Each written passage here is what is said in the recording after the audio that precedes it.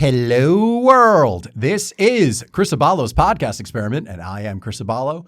Welcome to the show. Thank you for subscribing to the show wherever you get your podcasts, and also on YouTube, where you can watch full video of the episodes every single Monday. And thank you for following the show on the socials, Instagram, TikTok, and again, YouTube at Cape Pod. We very much appreciate it. And of course, links in the description down below. So easy access. If you're listening or watching for the first time, get on it because we have fun on this show. And the universe is expanding. Very much so. That's right. Cape now has more characters than Star Wars. Joining me, making his debut on the show. I'm not even kidding. You know all the people who haven't even been on yet. That's the best part. It's coming. Yeah. Oh, it's coming. I'm only slightly exaggerating about the Star Wars thing. Joining me as my guest in studio today, please welcome.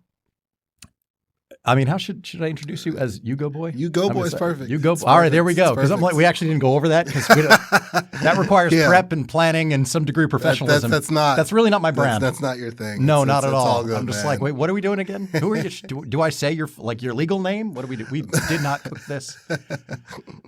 10 years. I don't know what I'm doing yet. You'll get crazy. There. I will one of these days. There. Well, listen, it's like, what was that video about the great Al Pacino saying 83 performances before he finally realized he got this one monologue? Yeah. So meanwhile, I've done 204 shows. Yeah. So anyway, and also making his debut off camera and off mic. So he's going to have to shout a hello at everybody. A new member coming to the fold, a new member of the shared universe. Connor will be our engineer today. Give us a shout. Hello. There we go. What's up, dog? So hopefully that, if you hear, I'm going to jack up the volume by like 12 dB, just so everybody's just like, oh, that's what he sounds like. He'll be, and now the engineer. This is another thing that I realize is different. So the U-Goboy podcast is done at Bravery Studios. We've done a handful of episodes of Cape there so far, and we'll continue to bounce it between there and the shared universe and a couple of our other venues because I'm a free agent. But different kind of dynamic in as much as like the engineer's in the room, which is why the chaos ensues on this show because they're not separated by glass. Yeah, there's no buffer. No, not at all. So that's how like it just ends up being very reactionary. So Connor, feel free to laugh or anything like that. Whatever's going on, don't worry about like being an engineer. I'm not uptight, dude. You guys better be funny, man. Well, okay. Yeah. Oh, wow. That's a directive. That's a directive. You better be funny, I guess. I mean, now there's something to live up to. Well, he didn't even know who I was before he walked in, so the bar is like ankle high. It's like an Arby's commercial. You got the meats. Don't. We got the laughs. So yeah. Well, if he's not laughing, then we'll know. Like, well, this show sucks. Like, Ming, you don't pay me enough for this bullshit. I'm out of here. So anyway, U-Goboy podcast you can check out. Link down below. I was on last week's episode, so you can check out. Episode 19. Yes. That link, whether you're listening or watching the show, that link will be in the episode description down below. So you can go right over there and check that out. He tried to interview me. And as usual. Oh my God. Editing was so fun. Was it? Editing was so fun. CapCut. Thank you. Well, that's why it's fun. And not because the guest was fun. No. It's not about that. It's just like, this is going to be a drain. How many times am I going to? But it went well. So shout out to Marvin Perdomo. So we did a panel back in, I'll put a link to that as well down below because if you ask me, it's an evergreen conversation. So Marvin from Bravery Studios invited us to do a Zoom panel back in December debating whether or not Die Hard was a Christmas movie. And Ugo and I said yes. Of course. That it absolutely is. It literally takes place on Christmas. The entire movie happens on Christmas Eve, and if it wraps up after midnight, Christmas Day. So, like, I don't care if you're watching it in June. It's the dumbest debate I've ever heard. Yeah, exactly. Like, if you're after you're watching, like, we put you in the mood for Die Hard, and you're watching this, you're just like, it's the middle of May, I could give a shit. I'm going to watch Die Hard. Yeah. Go ahead, it's fine. But it still qualifies as a Christmas film because that's literally my opening argument for the whole thing. I mean, how could it not be? But being big movie nerds, Marvin invited us to be part of this panel, which was a lot of fun. So that's actually how we got introduced because as much as I referred to the Cape's Shared Universe contingent as the Juvenile League, Marv is like the Nick Fury of the Bravery Studios Avengers. Yeah. and Totally. kind of 100%. assembled you and I and Jason, who will be on the show shortly. That'll be an interesting debut, but more on that later. Yeah, I heard about that. Yeah, That's you great. did. Oh, you're going to be at the studio that night. You're on Jason's show. I think I might be. Yeah. I think you're going to have to stick around. Yeah, I'll stick around for that. Gotcha. I'll clear my schedule for you guys. Okay. It'll be, trust me, it'll be time well spent. It's going to be a good one. I don't know if it will be announced by the time this goes out. We're doing this well in advance. But the Memorial Day show is going to be a good one. I'll say that. So stay tuned, viewers and listeners. But anyway, so Marvin assembled us because we're film nerds. And he is like, we want to have this debate you guys down. And we all just hit it off. Fast forward to January, and we all went out for sushi together. And we all knew we were going to get along just from doing the Zoom. Oh, yeah. You know, for so sure, once we all got in a room together, it was just like, oh, this is great. Just hit it off completely. So much so that thanks to, basically thanks to Marvin, I'm going to say, U-Go ended up being cast in the short film, which by the time this goes out, and sorry for continuing to say that, but you know, this is what happens when you try to do stuff in advance. There is a teaser for this little short film called The Out that I wrote and directed and co-starred in, and you were the other star in it. It's just the two of us. Yeah. So now here's the thing with this. We won't get too much into it. We did touch on it on a U-Go show, but we don't know when everyone's going to see it. So I don't want to oversell it. And that's why it's just a little kind of behind the scenes teaser out right now, because I'm submitting it once it's completely cut. It will be submitted to film festivals and things like that. And they have rules for submissions when it comes to premieres and availability of, you know, making it online in places like YouTube and things like that. There are rules for that stuff. So I don't want to oversell it and then just be like coming soon and not knowing when. Like you may not see it till the fall. I don't know, because a lot of film festivals are happening in like September, October. So we'll see what happens. So I'm not trying to put too much out there and get people excited for something and then be like, whatever happened to that thing you did? It's like, it's coming. But we did it. And it's one of those things that fun. It was. It was a lot of fun. And shot it in a day. So who does 14 pages in a day? Nobody. I don't know if any. I mean, somebody has. I'm not going to lie. Like I can't act like I know that it's never been done before. I'm not going to say we broke new ground, but like it's a lot. It was a lot. We planned for 2 days. We did it in a day. Yeah. Which is pretty wild. But anyway, so that's forthcoming. But all that to say, yes, this was going somewhere. It's one of those things where, and I talked about it when Marvin was on the show back in Cape 219, but Marvin basically found me because he was keeping an eye on a shared universe and what Meg and Mike were up to here with building his podcast studio and kind of looking at them as a reference point. Now, it is one of those things where, and I've been saying it for years since I was doing my old show with my friends, that you never know who's watching, you never know who's listening, you never know how far things are going to reach. Yeah. And that's the truth. Like, because Marvin was kind of keeping an eye on me and he and I finally connected later in the year last year, even though I was following him back and, you know, just kind of keeping an eye on him. I'm like, wait a minute, this dude's 10 minutes from me. Like, I did not know about that.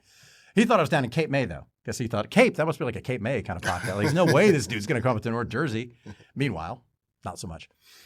But it's one of those moments where you look at it just like, oh, okay, yeah, this reaches somewhere. You don't know who's watching. You don't know who's listening. You don't know who you're making an impression on. And because of that, aside from this entire community that I've been well embraced, you know, by the Bravery Studios community, and is very much a community. It's one of the things I love about it because it's like a shared universe in here that totally. It's a creative commune, so to speak. Yeah, it's a perfect word for it. It is. Yeah, it really is. And the idea that, you know, because I was doing something, I was then invited into like this other world and we all hit it off. And now everybody's doing each other's shows and we're collaborating on short films and, you know, other things to come. A live event, which unfortunately won't pass by the time this goes out. But, we're doing a live show in front of an audience. That's going to be fun. It's going to be a lot of fun. I've been that's going to come out. Thinking about that for a while. I don't know if that's going to be available. It's not mine. It's the studio's. I've offered to distribute it though, because there will be an audio. We don't know about video yet, but there may be audio. So I'll definitely vlog. Oh, without a doubt. Yeah. I vlog everything. Follow. So U-Goboy 88 on all platforms. And, that's right. There'll be 1,000% there'll be a vlog. Vlog time. Vlog time. I love it. It's like your catchphrase. It's like me opening the show with "Hello World." See, we all got our stuff. You have to have your thing. You have to. You have to. Mine's is Yahtzee. That's right. Yeah, that's one of your phrases. U-Goboy. The billion drops. We do drops. Oh, they do drops like crazy on the show. On the U-Goboy podcast. And I was giving you a hard time about it, which no, is, like, this guest is an asshole. It's like, okay. It's all right. It's going to happen regardless. You know, it's funny. So. When we were doing this show remote, I did have drops programmed into my mixer. It actually came with like applause, like a rim shot and stuff like that. Oh, my so God. I did play with rim that. shot. Yes, I did play with that a couple of times on Zoom, and you could program in other stuff. So I was going to grab like quotes from different things I liked, and I was like, that'd be really funny to drop. That'd be a funny quote. But when we got back in studio, I'm like, we have to have a dedicated person to sit there and do drops. No, every time I think of rim shots, I love The Marvelous Mrs. Maisel on Oh, Amazon same. Prime. Oh my God, that's a great show. Such a great show.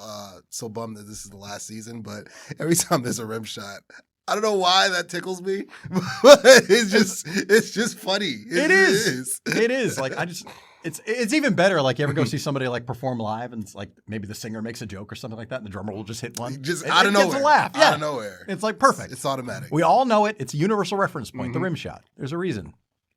Everybody knows it because it's funny, and it works. Like, it just works perfectly. Totally. I love it. So anyway, a lot to talk about because you, like me, are a creative multi-hyphenate. Oh my God, yes. As my first therapist years ago, I guess you could say diagnosed me, classified me as whatever.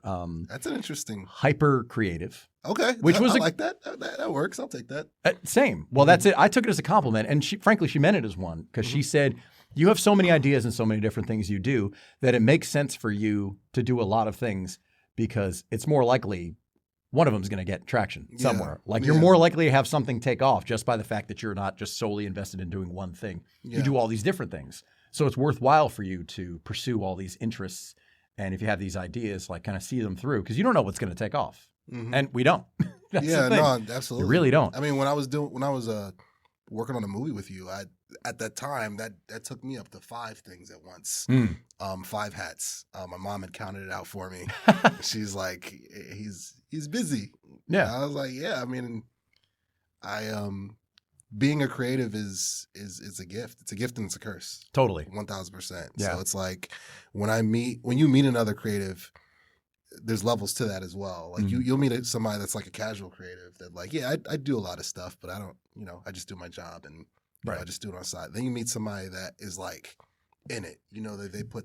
They put their resources behind it. They put money behind it. They put their time behind it. They put their energy behind it because I have to do this because I have to get this out, and this is going somewhere. Exactly. I don't know when, I don't know where because it's not up to me, but it's going, and it's just going. This is just your life's work. So when I met you, I instantly recognized that with you, and same with Marv, 1,000% with Marv. Totally. I just knew him initially as just the owner of the space, right? And just there's so much more to that. That's so diminishing to just say, like, he owns a podcast. He owns and runs a podcast studio. No, there's so much more going on. Yeah, that's so surface level of what he's got going on over there. So, but no, hyper creative. That's what it's called. Yeah, it was hyper creative. Hyper was creative. What she said. That's. I'm like, that works. That's spot on right there. And it's also one of those things because your journey has kind of been in various areas and continues to be, as you said, doing 5 things at once. Yeah, it's one of those things where it took me a long time to find people who even got that. Right. And it's something it's not that I'm seeking it out, but it's something that I like to find other people of that mind because there are so many people, like you said, who may be casually creative or who have like ambitions to a degree. We talked a little bit about, the first podcast I do with my friends on your show. And it's one of those things where like people aren't like, they like doing it, but they're not driven to do it. Whereas for me, that's just how I'm wired. Like, I need to do these things because I need to get them out of me. Yeah. It's not a matter of like, it's not that I don't want to build them into something. It's not that I don't want to have it be a career move or have it be how I make my living. That's obviously one of the ambitions, but like, I have no choice but to do this. Yeah. Yeah. I feel you on that. Yeah. It's one of those things where like, because it's in me, I have to do it. I mean, none of these things we do are noble pursuits. They are very selfish pursuits. Yeah. I mean, to an extent, I mean, I don't know. Like I used to kind of look at it that way of like, it's about me, like, oh my God, how self-absorbed can I be? Look at me, ain't I cute? Like, look at me. That's the game. Like, look at me. Hey, I'm doing stuff. Like, but I don't really look at it like that anymore. Okay. And it's funny, like when I stopped looking at it that way is when I began getting the most traction and the most movement with anything, like at any point in my life. Right. Like, so, because I look at my life's work, whether it's music, whether it's podcasting, whether it's content creation, whether it's acting, whatever it is, these are abilities, these are gifts, these are just things and objects and journeys within standalone movies. Right. Kind of like each one is a standalone movie. Mm-hmm. And like, if you're a director and you make a movie and only you like it and no one ever sees it, that's fine. That's cool. That's right. great. But the flip side to that is you make stuff to share. And yes. once you put it out there, you kind of let it go so you can move on to the next thing. And it's not yours anymore. Exactly. And I'm fine with, and I wrestled with that for so long, and I'm not in that place anymore. I'm not in that space anymore. I love to create, and you know, we were joking about the vlogs, and I love doing them because this is a day in the life. Like so I did 5 Wizard games in 5 nights, and it's a blur after a while. But right. each and every game or each and every night is another episode of this story this U-Goboy story exactly. going on, and I'm fine with letting people know that, and it's not about like, hey, look what I'm doing. That's not really what it is. It's like, this is what I did. If you like it, cool. Mm-hmm. But I'm already on to like probably 3 other things right after that. But I still make time to admire it and be like, yeah, okay, that game was pretty cool. Or, totally. This video shoot was cool, or this movie set was cool, or this podcast shoot was cool, so that's where I'm at with it. And admittedly, like that is my cynical answer. It's just like, well, we do this for ourselves kind of thing. But the truth is, even when it comes to this show, it's just like, look, we're just here to make you laugh, we're here to entertain. Even one of the taglines is just like, Mondays don't have to suck. You have like Kate that. to look forward to. I like that. I mean, it's the truth. Like one of the reasons why not YouTube, which by the way, so if you do subscribe, the video episodes are going to go up at noon. This is something I haven't addressed in previous weeks, but if you're looking, the audio on the podcast feeds, the audio goes out at 6 a.m. and the videos go out at noon, because if you put a video on YouTube at 6 a.m., like it's just not going to get any views. Whereas noon is a common time frame when people are on YouTube and when it gets pushed and all of that. 6 a.m. doesn't work. But the reason the audio goes out at 6 a.m. is because it was going out at 8 a.m.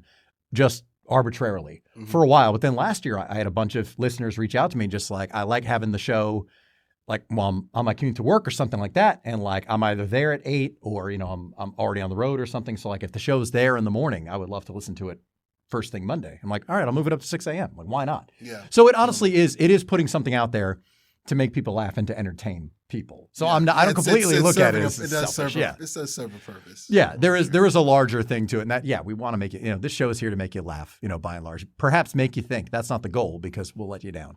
But in general, just want to put out some entertainment without some agenda, make you laugh totally. Just to do that. There's no angle. The show is the agenda is to make you laugh. We're not Wayne's World yet with like what? Nuprin. Yeah, exactly. Pepsi. I can't say, not yet. I wish they would send us, Liquid Death could send us some stuff because they could spare it. Like hiring Travis Barker to do fake enema kit ads. I mean, come on. It's coming. I got that video today. We'll both sell out at some point. It's all right. Dude, that's why it's my Instagram handle. That's why it's my Instagram handle. Just the fact I got Instagram in the first place. I was like, here I go, selling out. This is it. Made fun of Instagram on the old show for like at least a solid year. I'm just like, it's pictures of coffee, which is all it was, circa 2013. Oh yeah. Pictures of people's lunch. And it's not that anymore. What was no, not at all. Who knew? Now, and that's one of the things I think of because, now let's get into you a little bit. As much as we can obviously rift. Go on and on. No, sure. So was music your first creative pursuit overall? Was that the first thing you felt compelled to do creatively? Oh, no. Okay. My first thing was stand-up comedy. I wanted to be Eddie Murphy. Well, I love it. We all still do. Still do. We still want to be stars on that level. I mean, who doesn't? Yeah. It doesn't happen anymore, but we want to. I fell in love with Coming to America in 48 Hours and Eddie Murphy Raw and all that stuff growing up as a kid. And, I didn't even know he was on Saturday Night Live because that came, I wasn't born yet. Or I was an infant, so I couldn't remember it. Right. But there's no way you were staying up that late. Yeah, no. Parents were like, you're not staying up watching No, the show. but I remember the first time I watched Coming to America is because we still have it on VHS, and I kept it even when we moved. I think we do too. I think my parents have it at home. I'm telling you. I'm going to get that autograph one day. I have to. But I remember first time I watched it, I fell in love with just him, and it was funny. it was my story in a sense, because as growing up as first generation Nigerian or African in the 90s, it was a lot different. There was no Black Panther. So first generation American. First generation American. My bad. No, it's fine. I just want to make people like, wow. Yeah, my bad. I get the first generation. No, it's fine. It's fine. I've done that too, because my father's first generation American, because my grandparents immigrated from Italy. Yeah. So same thing. Like I just don't want people to get the wrong story. Wait, what? Sorry. No, immigrant, born in America to immigrant Born in parents. America, to immigrant parents, and they tried to arrange a marriage for you at how old? No. That's happened a few times. They've given up. I think when I hit 31, I hit 30. When I hit my 30s, they were just like, okay, he's not going to do it. Okay, so he's going to marry who he's going to marry. Yeah, so be it. I love when people have impressions of their parents, because I have mine. That makes me so happy. Oh God, you don't even know. They're going to be on here later in the year. I'm gonna tune in for that one.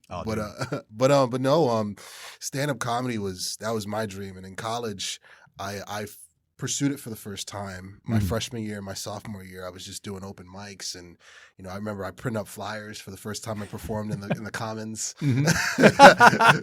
Wow! Oh man! And so everybody that was living in the dorms, they came down to the common area to watch me, and it was fun. It was fun, and but I gradually began to fall in love with music, and but the thing with the music switch up was I've always loved hip hop, but I never saw myself in hip hop, which was an issue, because I loved gangster rap growing up, because I grew up in the hood. Right. I grew up in East Orange, Newark, East Orange, that whole area before the gentrification. Yeah. Like I was like that come on. Like I was in it. Like Boys in the Hood, Menace to Society. That was like a Tuesday. Those were Tuesdays and Wednesdays where I grew up. Totally. So, but I never saw myself in listening to DMX or Jay-Z or Fabulous or any of that. I mean, 900 Cash Money artists or Cash Money million. I was like, yeah, I'm not from New Orleans. Like I've never shot anybody. I never sold drugs. Like I've never smoked weed. Like I've never heard anything as crunk. Yeah, or the down south stuff or the West Coast stuff. Right. Like it was. It's all every scene is completely different. You're like, I don't fit any of these. But exactly, exactly. That was the thing. Me not fitting in was the commonality there. I just didn't fit in. It was fun to listen to and fun to sing along to, but like I know me and my people know me who I grew up with. Like if I turn around and I'm dressed like Eazy-E right now, but but I'm not a gangster. I went to prep school. Like I'm as nerd as it gets. I just rocked this because it was a dope fit. I put it together in my head on the way here. So that's right. Like, but I'm not a gangster. It's the furthest thing from it. I'm as nerd as it gets. So you should have seen him when he walked in this joint. Honestly, like that'll be in a vlog. Shoot. Yeah, well. U-Goboy 88 on the socials. Links down below. U-Goboy 88. Streaming all links in the description. But no. So when Kanye West came out, and eventually then Wale and Drake and Kid Cudi, when those guys came out, when I was in college, I finally saw myself. Kanye came out like when I was in prep school, and I was kind of into it, but I wasn't really into it. But by the time college rolled around, and I just fell in love with his sound and his story. And then Wale, he's from Nigeria just like I am. He had the same issues that I had growing up. Oh, you're African? Oh, you're black as hell? You're ashy? You got Payless shoes? Oh, you're poor? Oh, you chase lions? You ever heard of ice cream? Wow. Dumb, just as ridiculous as it gets. And the majority of my like issues and angst, it didn't come from white people, or it came from the black community. Right. Like there's been a wall, and there was just such a rejection of African heritage or African anything by the African American community, or the Black American community, as we would call it, from Africa. And it was funny because that rejection's not there anymore. It is in spurts. And again, we joked about it earlier when Black Panther came out. Everybody wanted to be African. Everybody wanted to look up their ancestry and my 23 and this, that, and the third. They wanted to do it. Like cats are showing up with dashikis and drums to the freaking premiere at the AMC and shit. And it's just like, exactly. And meanwhile, all us first generations, we're just looking at like, look at this. And look at these guys. And it's been a recurring theme over the last couple of years, but it's just like, look at these high school kids. They're all wearing anime and System of a Down shirts. It's just like, where were you when I was growing? And look, I've had a lot of black metalheads on this show as well, and talking about that and saying that there was more. And I've had conversations in private with people as well, where it's like there was more pushback from, and I'm just specifically talking about metalheads. If you're black and into metal or into punk or into rock music, whatever. As I was. Right. And you were too. Sorry, yes. Still am. Sorry, was. Is. I am still. I was listening to someone right here. Totally. But like in the 90s and in the first, into the 2000s, like it wasn't until the 2010s, even the last 5 years, I'd say, even it's kind of become more mainstream and more universal. But they got more pushback from the black community than they did from, let's say white metalheads or anything like that. Like they were more open and accepting, just like, no, come on in. Like it's all different. There's unfortunately negative contingents in every community. But I'm saying like music community and everything like that, a certain subset of punks and metalheads, which, they can go fuck themselves. Mm-hmm. But it's something where they got more pushback for being into like that type of music or that type of, fashion or whatever it was. Yeah, it was viewed as white music. Like exactly. to this day, like you'll still hear that from some people that are ignorant. Like, yo, why are you playing that white shit, dog? Like, cut that off. Put that Jay-Z on. And it's just like, yo, Jay-Z did do an album with Linkin Park. Last time I checked. Yeah. Yeah. And that's like 19 years ago now. Like exactly. Wasn't that like 05 or 04? That was a while ago. It's a throwback. But no, this is not new. Like Run DMC and Aerosmith. What was that, 87? Nelly and Tim McGraw. Yeah. Oh, my God. Lil Nas X and Billy Ray. No. Okay, we can stop right there. We got nobody's claiming that. We got to draw the line somewhere. Nobody's claiming that. But no. Neither of us want a part of that. No parts of that. No parts of that. Well, thank you. Not our thing. But no, the rejection of certain cultures by certain ethnic groups and circles. I grew up with that because, again, I grew up in the hood and, I went to prep school. And then when I went to Penn State for college, complete culture shock. Like, mind you, my first 2 years were in Pittsburgh. It was basically in Pittsburgh, right? Mm-hmm. So that's still pretty – and it's different now in 2023. It's a lot more blended because you got a lot more transplants. Yeah. But we're talking like 2006. And so, it was very non-ethnic. Yeah. And then you fast forward to my third, fourth, and fifth year, because I did 5 years in college. When I went to main campus in State College, it was 70% white, 7% black, literally a 10-to-1 ratio. And I remember my English teacher from Benedict's. His name was Mr. Mark Onion. That's his name. you know, but I don't. You told me the story. Yeah. Yeah. See, we told you it was going to be funny, Connor. Yeah. You sit back there and laugh. Just kidding. Enjoy it, man. I didn't see that coming. I've never met a man named Onion. Like Chris Jericho says, man, drink it in, baby. Drink it in. Drink it in, man. What a nerd. What a nerd. But another nerd on this goddamn show. But he warned me because it came down to Rutgers and Penn State. I got into pretty much most of the schools I wanted to. Right. Came down to Rutgers and Penn State, and he was like, "Go to Penn State. Go to Penn State." He's like, "But be prepared for a different type of whiteness." Yes. And I was like, I don't know what that means. Right. And then my first day at main campus, yeah, he was right. It was a different type of whiteness. It's most of America white. Yes. There's coastal, which New Jersey's very diverse. Yeah. Like absolutely. Yeah. Like people kind of it's something that, for a very, very small state, a lot of diversity going on. A lot of range in New Jersey. There's definitely the 100%. There's this redneck as shit part of it, and then there's also the, very very much a melting pot all over the place. For sure. And, 100%. Mostly prominent in North Jersey. Yes. And Central Jersey as well, because Central Jersey exists. We're not going to hop on that argument again. Yeah. But it's the rest of the country it is a different type of white who also are not used to like the idea that 1 in 10 students is black is like, wait, what? Yeah. I've seen them on TV. I would get the wildest that's it. I would get the wildest like questions, and I did get the off cuff like go ahead. Unintentional whatever you want to say. Unintentional racism. I'm not going to stop you. If you want if you have an axe to grind, this is the place to do it. No axe is the grind. I don't live in that world. Nah, I'm just kidding. A friend of mine who I worked with, I'm not going to say his name. He's a father now. I'm not sure that's a pass, but go on. When I was working at McDonald's, because that was like my second or third like official job. I worked at McDonald's pretty much through college, through Penn State, especially main campus. A bunch of us. He was my manager. a bunch of us were out getting drinks, and he was like, "Ugo, man, you're really cool, dude." And in my mind, I'm just like, "Well, I know that, but yeah, like this is a setup. This is gonna lead to something. This is that was definitely the intro. Let's get to the main." And he was just like, "You're one of the good ones, man." Oh fuck! And I was fuck. I hate that. I was just like, "What does that even mean?" He's like, "You know goddamn well what it means." I mean, I know. Sorry, I'm saying he knows what it means. I'm talking to him. I'm talking to this boss. I don't care how many kids he has now. It's one of those things like, God damn it. I hate in that argument with like, I can't tell you how many men of a certain age, white men of a certain age, have just been like, listen, I'm not, I don't know about, I'm not going to say verbatim. I'm going to paraphrase. I don't know about blah, blah, blah, but that Tina Turner, she's one of the good ones. Mike. Right.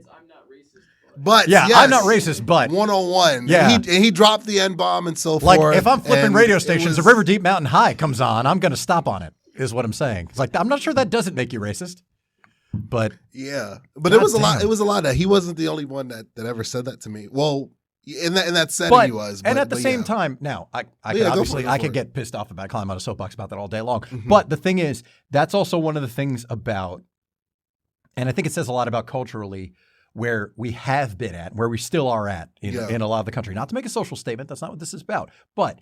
In light of that, the idea that in his mind, that made total sense and that was okay to say. Right. 100%. It was fine. There's nothing wrong with that. Right. In his mind, he's just like, no, this is it. He's one of the good ones because I've seen what they talk about on Fox News. And it's one of and sorry, like that's how a lot of information comes in. It's just like, well, when all you're seeing is on the news, or on TV or whatever it is.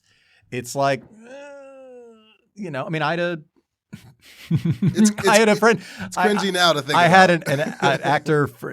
We were friendly. We were coworkers though, out in California when I was going to school. Latino gentleman who would get cast as like Latino thug in a lot of things, or the occasional Latino cop. The one in a million Latino cop in like an urban setting. Just drop him in there. Yeah, exactly. And he's like, he's not crazy about it, but he's just like, that's what I'm getting cast as. Like, I want to work, and like what am I gonna do? Like, I'm not gonna not taking the job isn't gonna make it go away. There's a whole episode about that in Master of None with Aziz. Oh yeah, sorry. Like he's obviously Aziz is Indian, or Pakistani. He's from that area. Indian, I believe. I believe he's Indian. I believe he's Indian. All right. But the quote unquote New York Indian cab driver or New York Pakistani cab driver. Yes. And it was season 1. He was trying to get his foot into acting, and Connor knows exactly what. Go ahead. Come on, dude. You're coming frame. I gotta see this. I gotta see this. Typecasting. Oh my God! Yeah, you see this dude, right? Yeah, everybody knows Hector. He was in Training Day. I was gonna say the first thing I think of is Training Day. It's like Pride and Glory, Fast and Furious. Yeah, there's Training Day. Yeah. Masked and Anonymous. Oh, right. Malibu's Most Wanted, for fuck's sake. Of course. I mean. Of course. Yes. But it's like. Yes. That exists, but like, listen. Generic Vato. That would be the name of this episode if there was a Latino anywhere in here, but it can't be. The funniest quote always wins, and that could be it. There you Generic go. Vato. Yeah. Maybe we gotta sell Marv on that nickname. Good try. But best intentions. He's watching right now, no doubt. But to your point though, yes. like I said, I mean, it's eye opening though. Like seeing that, just like, oh, this dude thinks that's okay. It was, but it still like took me back to me being prepared by Mr. Onion of what I was walking into. Right. Again, growing up in East Orange and Newark, and going to State College, University Park, Pennsylvania, Central Pennsylvania. Right. It was a different world, but but falling in love with music to keep the story going. Sorry, this show is anything but linear. It's all right. It's all right. I keep it in my head. This is why you can't do an hour. Yes, this is exactly why I can't just do an hour. Somebody's got to keep score. That's what I always. Connor's a part of the freshman class of CAPE 2023, and I already told him, I was like, listen, we have a tendency to go over, and if so, you will be properly compensated. That's fine. Like that's I let fine. him know. I'm just like, look, do you need to be somewhere? Good. That's what AI is for. But wow, look at he's trying to eliminate your job. Look, he said he's not going to be back necessarily when you're here again. So but Connor's like, I thought you were one of the good. No, I'm kidding. I'm kidding. I'm not saying it. All right. I'm just we're having fun. No. Joking, man. I love this guy. But no, I told you this show's crazy.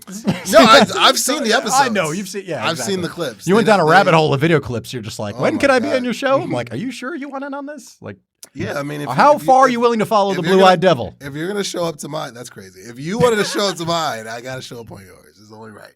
It's only right. It's true. But no, music came very shortly, probably sophomore year. No, probably like end of sophomore year, early junior year or year 3, because I did 5 at Penn State. That's when I really started to fall in love with music. And my neighbor who lived in one dorm next to me, he was also African. His family's from Sierra Leone.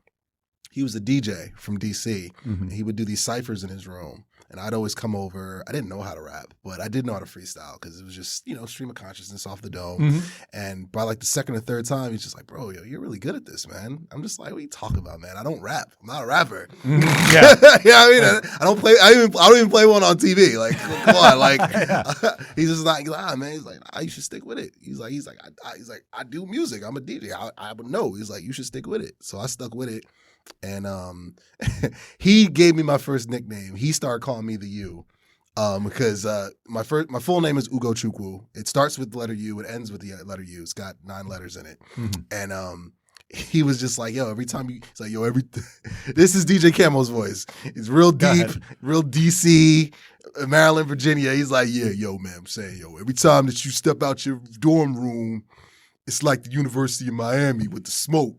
Yo, you're the U. That's who you are. And I was just like, yo, get out of here. And I just ran with it. I just rolled with it. And so I was the U. The U. So the U was born from there on. And then I taught myself how to rap. I was self-taught.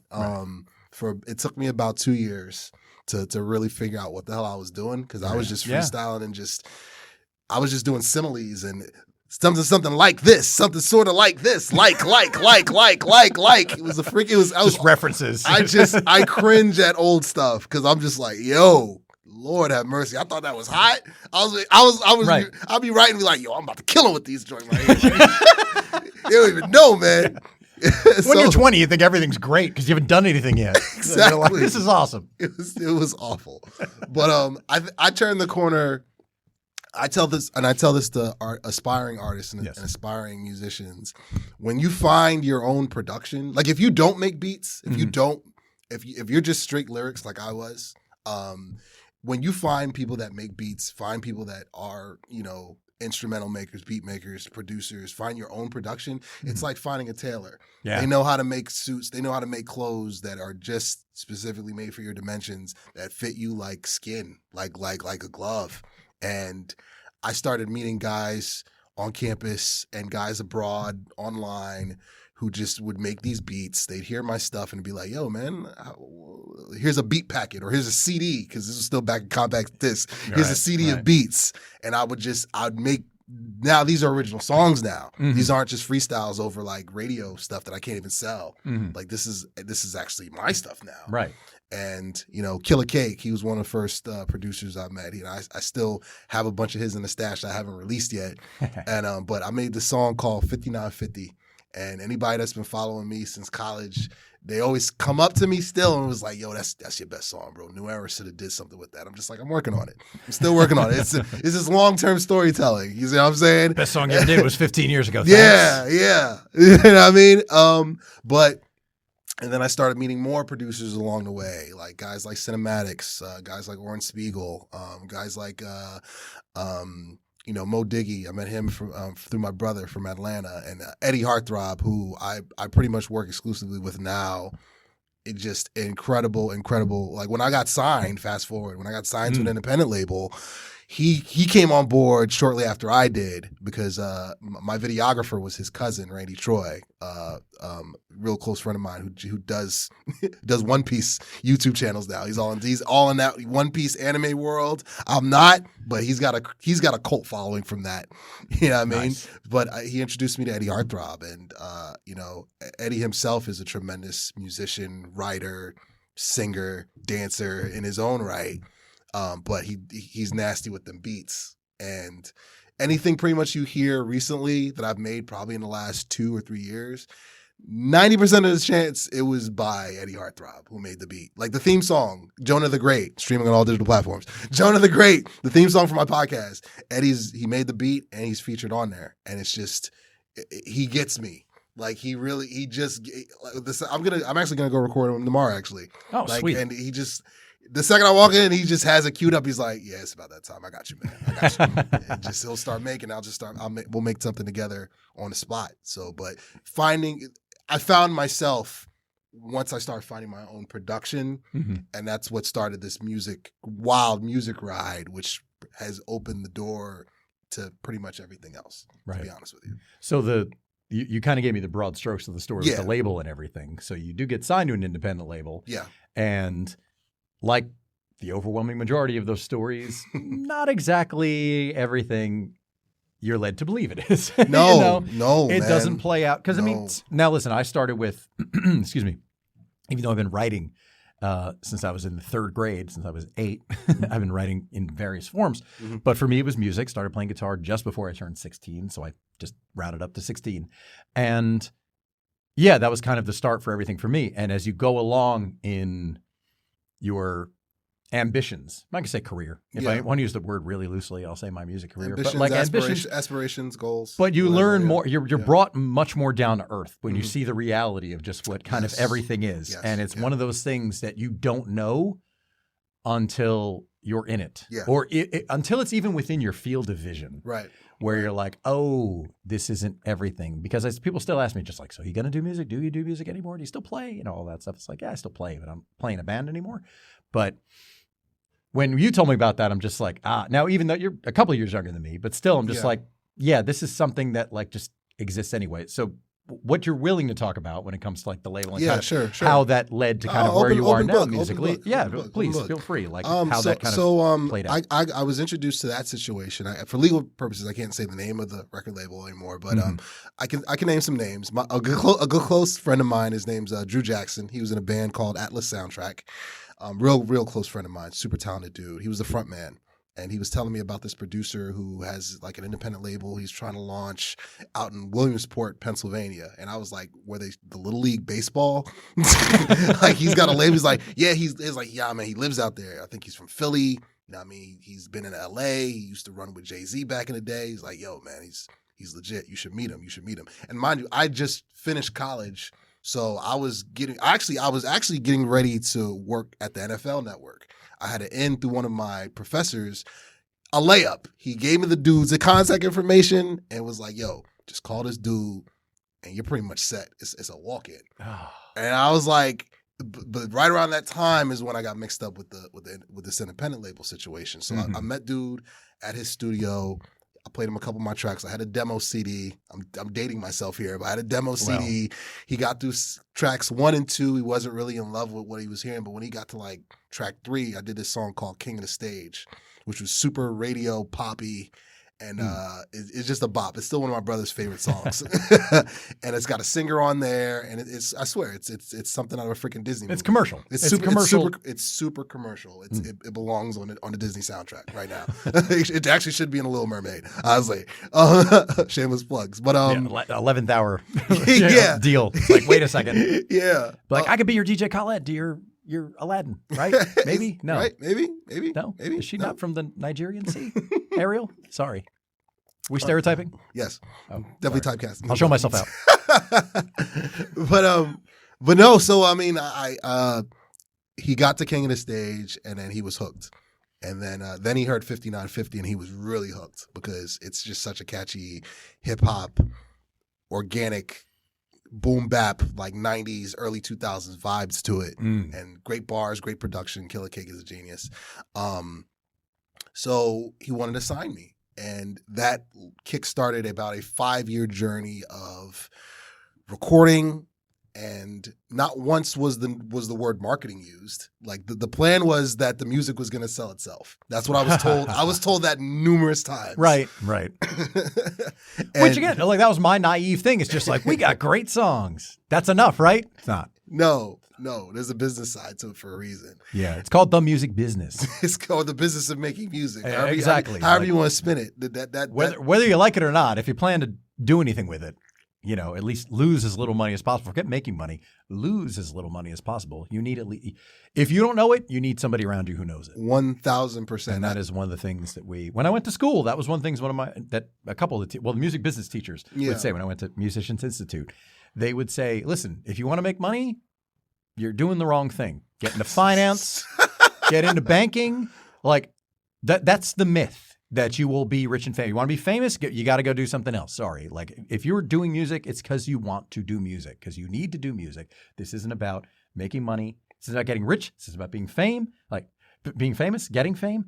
That happens, but that's the exception, not the rule. Yeah. So like if that's what you want, don't do you're here to learn how to make a living doing this, because that's the reality of it. It's really and a lot of people didn't show up for class number 2. I'm saying, but it's clearly. And it's just like we all moved to LA, like we're all going to be stars. We're not. And I didn't have that in my head personally. Like I knew I was 24 at the point when I went to school, so I wasn't like I just graduated from college. Yeah. I finished the previous spring. I finished at 23. So so I'm like, at that point I knew enough to just be like, no, I just kind of want to make a living doing this. But there were a lot of people just like, what? I've never seen it. I haven't seen any of them on. It's more like you're trying to make money from everything around music. That's kind of the goal when you get into the music business. Because there's a very small percentage, top 1% of people that can live comfortably just off of their streams and their touring and their merchandise and so forth. Yes. You know what I mean? And the overwhelming majority of those people have signed 360 deals. So a percentage of that is already getting taken off the top. But again, once they hit that megastar, superstar status, they could take the hit. Right. You know what I'm saying? Well, and for people who don't know, because this is something that obviously we keep up with this stuff, but like a 360 deal is something with like an artist will sign with, say, Live Nation. Just be like, we will handle your touring and your merchandise and, promoting streaming and things like that. And they take like a flat percentage, of everything, of every piece of your business, they will take a percentage, but they're like essentially operating as like marketing, PR, management, like all of that stuff. So that's kind of what a 360 deal is. If you don't, yes, exactly. Yeah. Like they are running the business part of it, and they are taking 20%, possibly more. That's what that is. It's supposed to like you having an agent, you having a manager, you having different people, or your own companies that you work with, or different people you work with.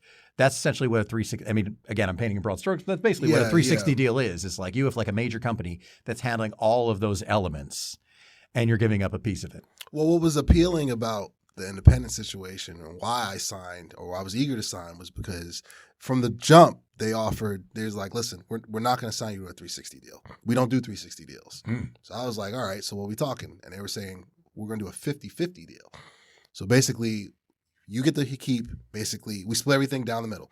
You get to keep half of your sales, your merchandise, anything, your likeness, publishing. Were they taking half your publishing? Too? Yeah, pretty much. Yeah, everything was splitting. Everything. Everything Of was half. Of course. Everything that's what I'm asking. Like a divorce. Everything was like right down the middle, and I was like, as soon as you get to the altar, they want half. What the fuck? From the jump. And I was fine with it. My cousin's an attorney. She looked over it. She had her people look over it as well.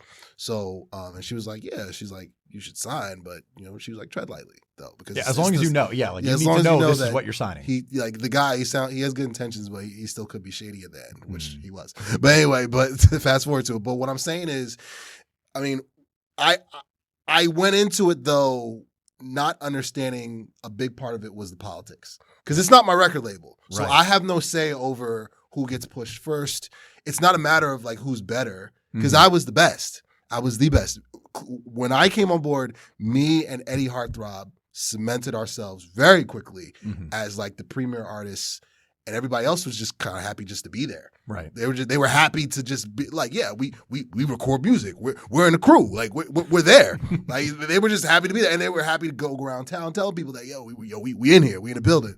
Versus me, when I got signed, but from Penn State, I'd been freaking opening for people, and I was in the underground scene at Penn State. I mentioned it on my podcast with the Songwriters Club. I was doing shows already. I was in local press already. I was opening for Afro Man, MC Light. I was chilling with Redman and Method Man on their tour bus, like Stolly from Maybach Music Group. I was already in the mix already. So it's like when I got there, I figured, all right, I signed now. So they're about to take me to the next step. No. You're just another one on the roster. No. You're another one on the roster. Yeah, but because, again, I was... Since I didn't make gangster music, and since I didn't make hood music, and I didn't make club stripper music, Like that's the only major commercial lane that they saw outside of like Justin Bieber teeny bop music, which is what they immediately threw Eddie Heartthrob into because he was younger at the time. He was in high school. They figured, they figured, oh, he's a young face, baby face. I mean, he could just cater to the teeny boppers. They didn't understand that, this guy named Drake is coming like a freaking wild tsunami. This guy named J. Cole and Wale and Big Sean and like all these guys are coming and they all are not gangsters. They are the furthest thing from it. You will never associate Drake and gangster in the same. The scene is changing. First of all, he's Canadian. Yeah, exactly. First of all, dude's Canadian. Yes. 100%. So they didn't see that. Kid Cudi, right. You're not gonna. Kid Cudi is not. Yeah, right. Like gangster and Cutter. Are you serious? No, but it's like and that's the other thing too, and that's in all aspects of. I mean, it's just in the culture period, but like in entertainment across the board, it's just like everybody's chasing what is already there, and nobody's paying attention to what's coming up. And you could look at it in every era of every commercial wave of music. You can look at it. I mean, that's a prime example. You're right. I'm just talking in terms of hip hop. It's just like, everybody's still thinking it's like the late 90s, and we're knocking on 2010, and they're like, this train's just going to keep going. No, it's not. No, it's not. And it's the same with like everybody wants to be the next Netflix, and all these streamers have launched, and in 3 years, most of them won't be around anymore. That's just the reality because everybody wants to be Netflix and, and all that. It's like there's always this chasing what's already there and having zero awareness of what else is going on. It's a single-minded. That is a perfect assumption. Summation. Thank you. You got it. That's what I'm here for. Perfect summation. Yeah, I can freestyle. There. No, I can't. I can't. Yeah, no. So that was something that was an issue from the gate. From the jump. And I knew when my contract was up in 2014, which that whole story was hilarious because I eventually found out that the lawyer that drew up the contracts, he was practicing without a license. Oh, awesome. There were a number. That's show business. Bro. The Netflix documentary or the behind the scenes music about that record label, if like my buddy Randy Troy's got all the footage, if that ever does become a Netflix doc, I already told him, bro, I'm in it. I'm 100% in it because that story needs to be told. I may produce it. I got ideas in the pipeline. I'm like, we can diversify. We'll put together this doc because it's like, this is something. Lord have mercy. But no. So there were so many holes in the operation, and aside from the structure not being there, the direction wasn't there. Did anything get released? Sorry to cut you up. But like, did any of your music come out? Well, yes. All of this? Okay, so. Because it sounds like it was just a big clusterfuck. It was. No, you're right. It was. Because I'm like, did any music make it out into the public or what? Like, did they do anything? Other than implode. This was right before streaming. This is like these are the last days of compact discs. The last days. Oh, my heart. And so I released my debut album because I had released a bunch of like mixtapes. Online and through CD that just for locally, basically for friends and on college campus. But we released No Days Off, which was my debut album. We released that hard copy. I still have the CD in my room. 12 tracks, all original music, all original songs. Basically my greatest hits from college, and a couple new ones were on there too. That's everyone's debut album. Exactly. I mean, back in the day, like that's what it was. It was like, what are most popular songs? That's the first album. 100%. Keep half of what's left over for the second album. And I wanted to like keep some stuff like, this will be my first album. Let me keep it for the second album. And I was quickly told, like, listen, you don't even know there's going to be a second album. Yeah. So get it out now. Get your best. You only get one first impression. Totally. So and that part isn't wrong. Like honestly, that was good advice. You can't argue with that. Sound advice. There were some gems I did take from that situation. Yeah. That's one of them. Yeah. Like you may get one bite at the apple and that's it. Right. So there's a reason why I put out like the best song I've recorded to date or whatever. When you see a video by me like recently, it's that. Like I'm just like, this song was hot. I probably recorded like, I don't know, a month ago. You know what? Let's shoot a video for it. Let's throw it on DistroKid. I'm independent now. Like all my stuff's on all streaming platforms now. I didn't even know DistroKid existed. Which actually did, believe it or not. DistroKid, TuneCore, a lot of those outlets, they were still super, super young. Yes. But they were around. I was still dialed into because I didn't really pull back with music completely kind of until like the end of 2012. So I was still keeping an eye on all that stuff. And even as an independent thing, like prior to, let's say like Bandcamp. Yeah, It's become an incredible hub. Yeah. They were CD Right there. Baby. Right. And CD Baby Right. was like the independent marketplace Yes. for digital Yes. and for CDs. Yes. This is even before the vinyl resurgence kind of kicked off. Yeah. And so I was very much just like hearing things about, like TuneCore and things like that. And just thinking like, okay, because I still had plans and still had ideas of what I was going to do, even though another band had fallen apart and I didn't yet realize I didn't have the stomach to start again. Right. Which is the thing about being in a cooperative as opposed to being a solo artist. But still collaborators and trying to find people. And you know what that's like. Oh, like finding 100%. Eddie Heartthrob. The idea of finding like, 100%. here's somebody who gets it and who at the same time you can work with, which even finding that is really fucking difficult. It's a drag. And that's what happened to me. Man. Like, and look, my story is the most common one when it comes to people who music didn't become the primary anymore. I mean, I'm still creative. I just channel my creativity in other ways, which I would have done ultimately anyway, I think. For sure. But finding the right combination of people and making something happen, let alone getting a record done or getting a song on the radio or going on tour or anything like that, the stars need to align in such an insane way that, again, you don't realize until you're already doing it. I mean, now there's more information out there. And now it's like everybody, all the, let's say the classic rock stars, or even like a bunch of people from the 90s at this point, everyone's written their autobiography and they're telling you like, look, this is how it is and this is what it took. Everybody got ripped off in their business. It's age-old stereotype. Enron. Yeah, right? Every band had their business ripped off, their money ripped off, owed back taxes. They didn't realize it. And then they had to stay on the road to, square with the government. That's how it happens. And those are the people who made it. Yeah. Those are the people you look at as being quote unquote winners. Successful. Those are Yeah, the exactly. Successful people. Yeah, those are the people who are the 1% of success stories. But like everybody else, it's like to even get to anything near that, it's like it takes an insane alchemy. No. That you don't know until it's already happened. But the big domino, we mentioned it when you came on, and Jason Enrique too when he came on. I will be a champion for this as long as I live. When I started surrounding myself with better people, and you knew that this area is a testament to that. Yes, like that's when things.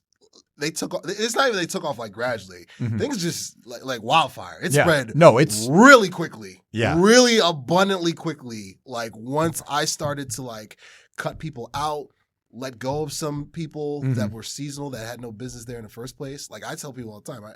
We talked about it over dinner. We talk about a lot on dinner. I left the country. I went to Amsterdam. I went for my 31st birthday in 2019. I left the country. I went to Amsterdam. I was still teaching at the time, so I took a hit financially. But I was like, you know what? I was like, for some reason, I have to leave the country. I got to get out. I have to reset because I'm not where I need to be, and I need to have an honest conversation with myself about everything for the first time in my life. Yes, and I did that. And when I came back, I was not a different person. I was a new person. Yes, when I came back, new energy. New outlook toward things, just a new energy about me, a new aura, and not too long after that, I got the Harlem Wizards job. Not too long after that, I swear, I got hired by the Wizards in June. I came back from Amsterdam in February, so February, March, April, May. So about 3 months later, I got the Wizards job, and really from June of 2019 on to today, it has been nothing but a trajectory.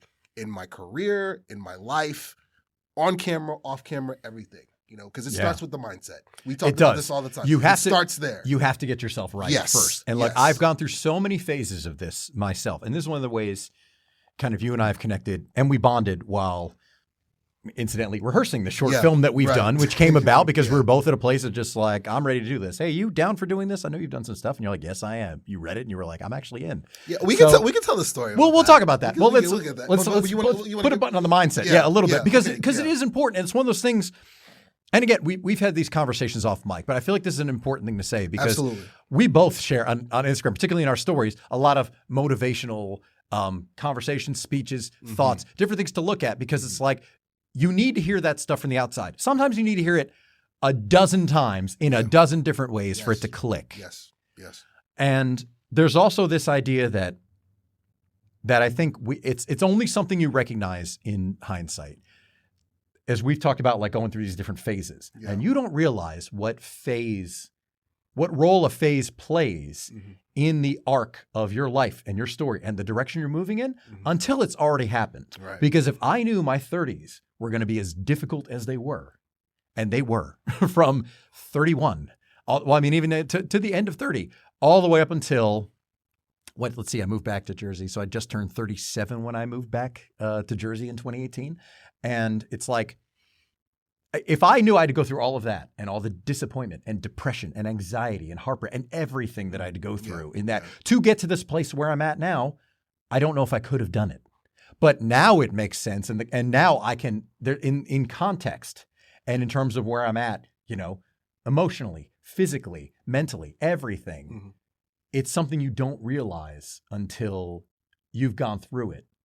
But having said all that, you have to keep going. Yeah. You have no choice. And listen, anybody who's out there who's creative, if you feel like your creative spark is literally just like a lighter that won't exactly light, just these little sparks going on, it's still there. Hang on to it. I know it's difficult. Trust me. I know it's difficult.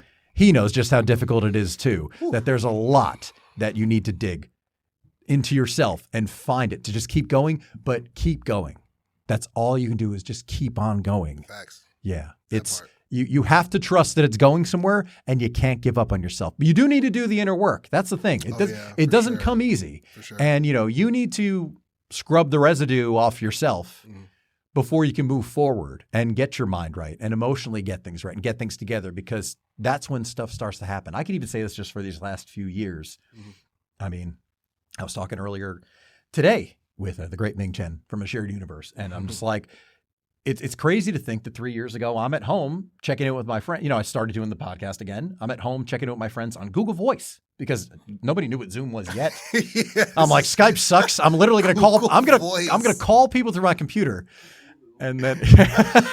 Oh my God. You mean, were you using AIM before that? Oh man. No, that's the thing. I didn't even know what to do. I'm just like, how do I record phone calls through my mixer? He said, I bought? I'm done. I'm done. Stop right there. Aren't you feeling old? Isn't it weird? Just be like, oh man, totally, it takes me back. Totally. Couple AIM. times. Gotta bring a fucking AIM. Good God. But it's like, 3 years ago, I'm doing this. 3 years from when we're recording, even 3 years from the time when this goes out, I'm checking in with my friends and trying to figure out how to record phone calls through my computer because we're all at home.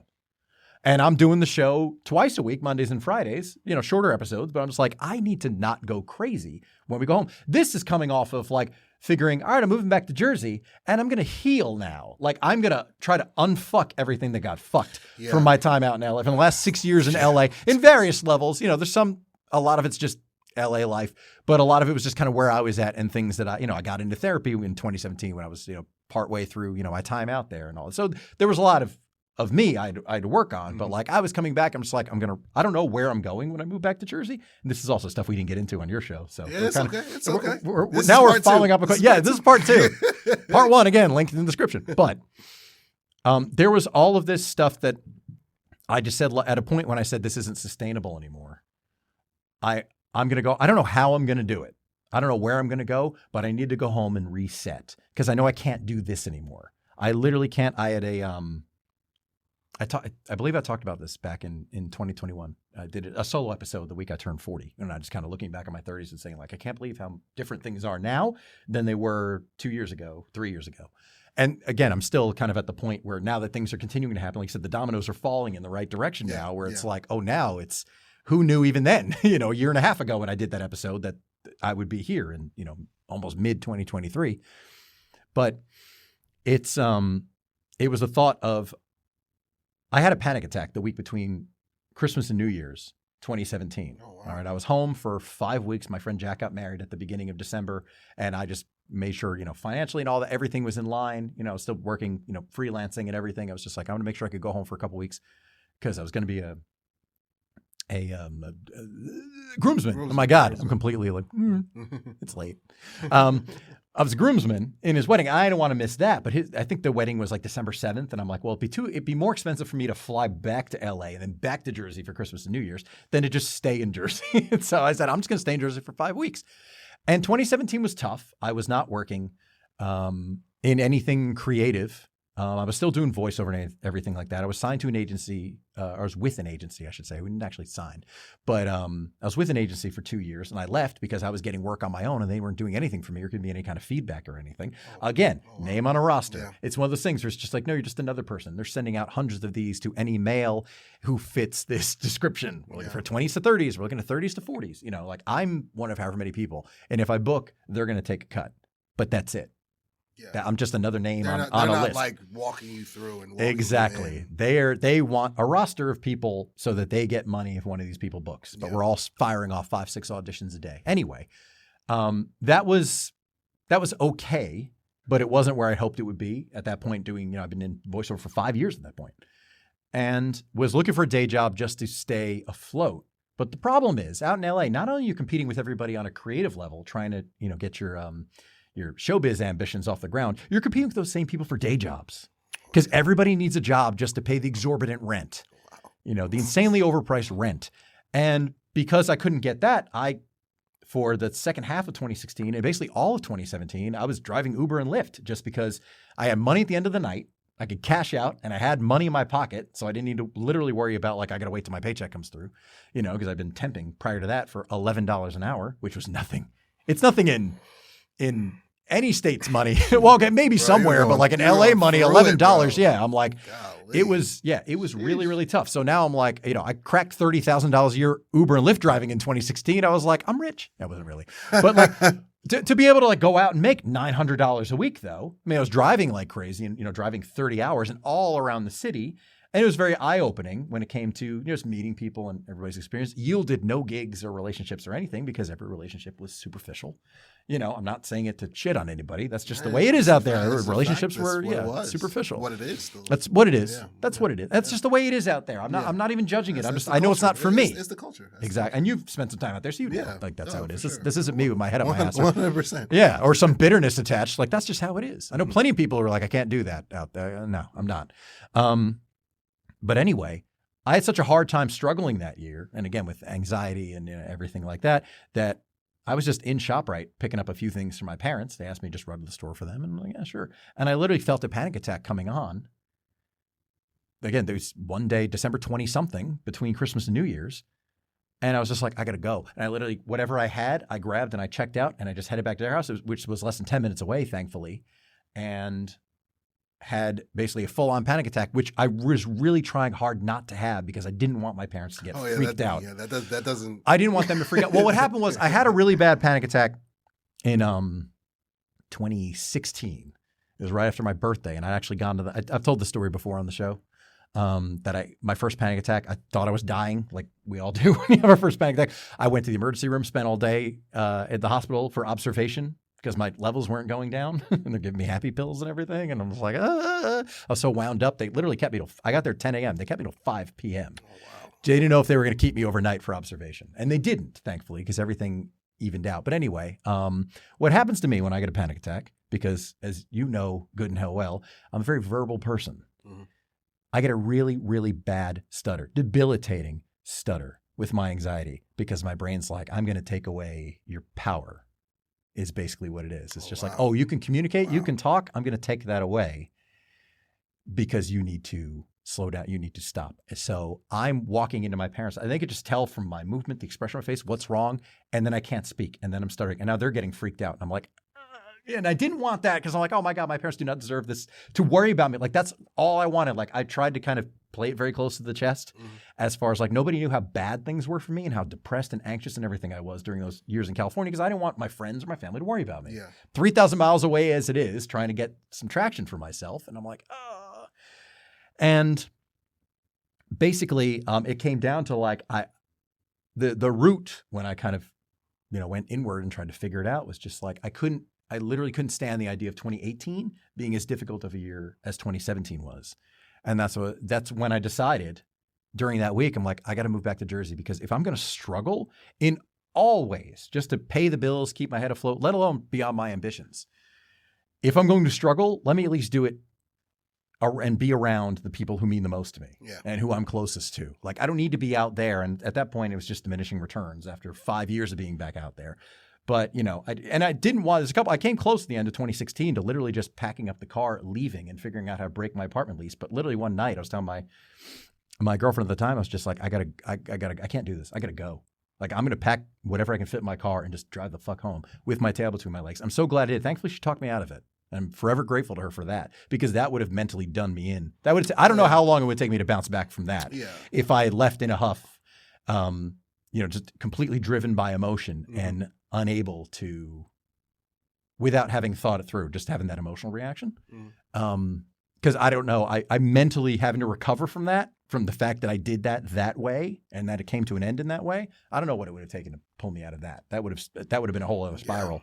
Yeah. But anyway, I know how difficult it is. And even the idea of like resetting, it's like, I got to go home and I don't know what I'm going to do, but I need to figure out the way forward. Because I don't know if I could do this. Yeah. And I haven't struggled with like because my creativity wasn't great when I was out there either. And that was the other part. Like I was writing and submitting to like these, like ABC is taking your sitcom pilots right now because we're looking for staff writers and stuff. And I would submit pilot stuff. There's one that I feel like was a good idea, even though it wasn't the best script I've written. But I would like write and submit to all this stuff. And I wrote, some other things. I wrote a spin-off based on a web series some friends of mine had done. And it's like the stuff just wasn't that good. And I was honestly at the point where I was like, I think creatively I'm done. Maybe I'm not as good as I think I am. And I remember even having the conversation with my parents and again, my girlfriend at the time, and just saying like, maybe I'm just going to, like, maybe I just need to put all this behind me and I'm just going to become an electrician or a plumber or something, like learn a trade that pays well. So at least I'm not going to have to worry about money. And then just like forget, like at this point, close the book on all this creative stuff. Yeah.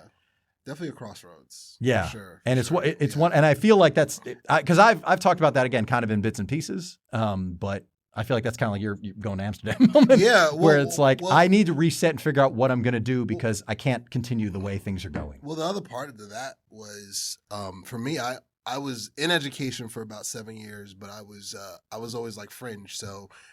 There were times when I was a co-teacher or a paraprofessional. There were times in the summer where it was my show. I was a classroom teacher. I was the guy. Right. You know what I mean? And but to get the final certification to just be no more fringe, classroom teacher all the time, I needed to do the alternate route that you could do here it's called the alternate route program here in Jersey, where you basically, it's a fast track to getting your master's and your certification to be a licensed practicing teacher here in New Jersey. So my family was crazy pressure to just do that. After all the after the 5 years with the record label, after another 7 years of figuring it out with being a fringe teacher, they're just like, yo, like, this looks like security that you're not getting from these other things. This is safe. It's a government job. You should just do it. And then my mom, her idea was like, you can be a college professor, like right afterward, not knowing that that's a whole, you work your way up to that. You don't just like go on Indeed. College professor. Let me just apply that real quick. Yeah. You know what I'm saying? It doesn't work that way. You work your way up to it. So I remember I was getting ready to do it. I had talked to a couple of classroom teachers, and one of them put me in contact with her daughter who was doing the actual, she was just finishing up, and sent me the email with the whole breakdown of it and what I needed to do, and at Rutgers, or I could do it at Essex County College or Union County College. I could just do it. Right. And I was getting ready to sign up and just start it, but God, the universe, whatever you want to call it. Whatever you want to call it. Some kind of intervention. Yahweh, Yeshua, whatever you want to call it. Buddha, Satan, any of them. Yes. Somebody. It was just like, if you do this, bro, you are going to be so sick and so mad at yourself in a couple years. You have no idea. So I was like, before I agree and like sign on for it, I talked to my principal at the time, Mark Hoyt, who was the principal at Union High School in New Jersey, really good friend of mine, also a Dallas Cowboy fan. From New Jersey, it makes no sense, but go ahead. It is what it is. Yeah. He had told me on a couple occasions, he's the reason why I got like full-time fringe Right. teaching. Full-time fringe. Full-time I hope fringe that's on teacher. your resume. It's actually the term is paraprofessional. That's the term of it. I don't know. Full-time fringe sounds pretty sweet. But fringe teacher is basically what That it's needs to be- or co-teacher is actually the other. Well, term. when you write the autobiography, name the chapter Full-Time Fringe. Full-time fringe, there he is. There you go. Let's talk about the teacher. That is 100% Okay, it. the autobiography. I don't even want a Thank piece of you. it. That's yours, free for nothing. Just But when you write the book, Can you write the prologue or the forward? dude, I would be honored. Thank you. Should I do it now? Like as You a can- goof? I you can wrote a start. prologue for a book that has not happened yet did for my friend Ryan. You did the movie trailer dramatic intro for the episode Cold, which was amazing. But I can't wait to Watch watch the link in the description. Link in the bio. Link in the bio. But I remember talking to him. Yes. I remember I went to his office. I went to Mark's office, and I'd always be in there. Like he's a really good friend of mine. He's super hilarious. He should do stand-up comedy. The fact that he's a principal makes no sense. But Right? Like, what are you doing here? we were talking about, what I wanted to do, and he was like, "Listen, man, just do the alternate route. I will make sure you get hired. Like I will, just like I got you hired here. I will get you. Like I will hire you." So I remember asking him this point blank because this was when I made up my decision, my mind. I was like, "Mark, buddy, just humor me. What is the starting salary entry level for a classroom full-time teacher in the state of New Jersey? Just for shits and giggles. I need to know because I didn't know. No one had ever told me. I'd asked around, but it was hard to ask like tenured teachers because theirs bumped up because they've been there for 15, so 20, they don't have a 30 sense of years. the scale at all. And it was different when they started. Right. On top of that. Yeah. So he told me it was $62,000. And first of all, I knew already in my head that entry-level TV producer, radio producer, board technician, I knew already they make more than that. Fresh out of college, I knew they made more than that. So already I was mad. In my head, I'm just like, my parents are pushing me to make less than I would with my actual degree because I actually have a degree. Actually, that's what gets lost in this whole, like all this family pressure of go back to school. I was like, I finished school already. And I went for something that I actually wanted to do. Like I wanted to be in the world of communications. I just didn't know what I wanted to do in it. I thought it was going to be as like a beat writer or journalist for like a sports team or whatnot. But as I got into it, I'm like, maybe not specifically that, but I want to be in something in that world. I don't know yet. In media, but in still. media, in TV, on camera. It's off broad camera. enough. that you're Broadcast. Like, I can find. It's broadcast. Yeah. The word broad is in it. So once he told me it was 62, I told him, I was like, well, Mark, I got a degree already. I don't know if you knew that. He's like, wait a minute. You do have a degree? I was like, yeah, I got a degree in journalism. Penn State, motherfucker. Penn State. He knew about Penn State, but I don't think he knew what I went. He knew I had a degree. He's like, 64,000 to start. Exactly. Excuse me. Excuse me. That was before. That was gross. That was the net. Yeah. You misunderstand. So once I told him that, like a light bulb went off his head. He's like, actually, I know a guy that you should talk to, a friend of mine. Our kids play soccer together. I think he works for the New York Giants, Gordon Deal. I think he's got a radio show, I think in like South Brunswick. I can put you guys into contact with each other. Like he's like, because I didn't know. He's like, I didn't know. You've worked here for like 4 years. Like I didn't know. Yeah, you've been full-time fringe for so long. I've been full-time fringe so long. I just think of you as a full-time fringe guy with the name that begins and ends in a U. Exactly. So he puts me in contact with Gordon Deal. That really, they're landmark moments, like major moments, like in a YouTube video or whatnot. Like, so I'm saying, like in my life, that was another one. And is this prior to or after Amsterdam? This was after. Okay. Yes, this was so after. your mind was already closer to being right. Yes. Than you were. Okay. Yes. Good. I'd already cleaned things up. Okay. I'd already made some big changes and cut a lot of people off and made a lot of big moves already mentally and physically. So because had this happened before, yeah. you might have been more easily swayed. Yeah. That's why I wanted to check. Because again, for people who are just like, wait a minute, where's this fall? That's why I want to know. I'm like, so your mind was already right, and your gut's already telling you like, yes, you're not going to be happy if you're doing this. Yeah. Which you have to people downplay it because logic gets in the way, but your gut. Your gut knows. It knows you better.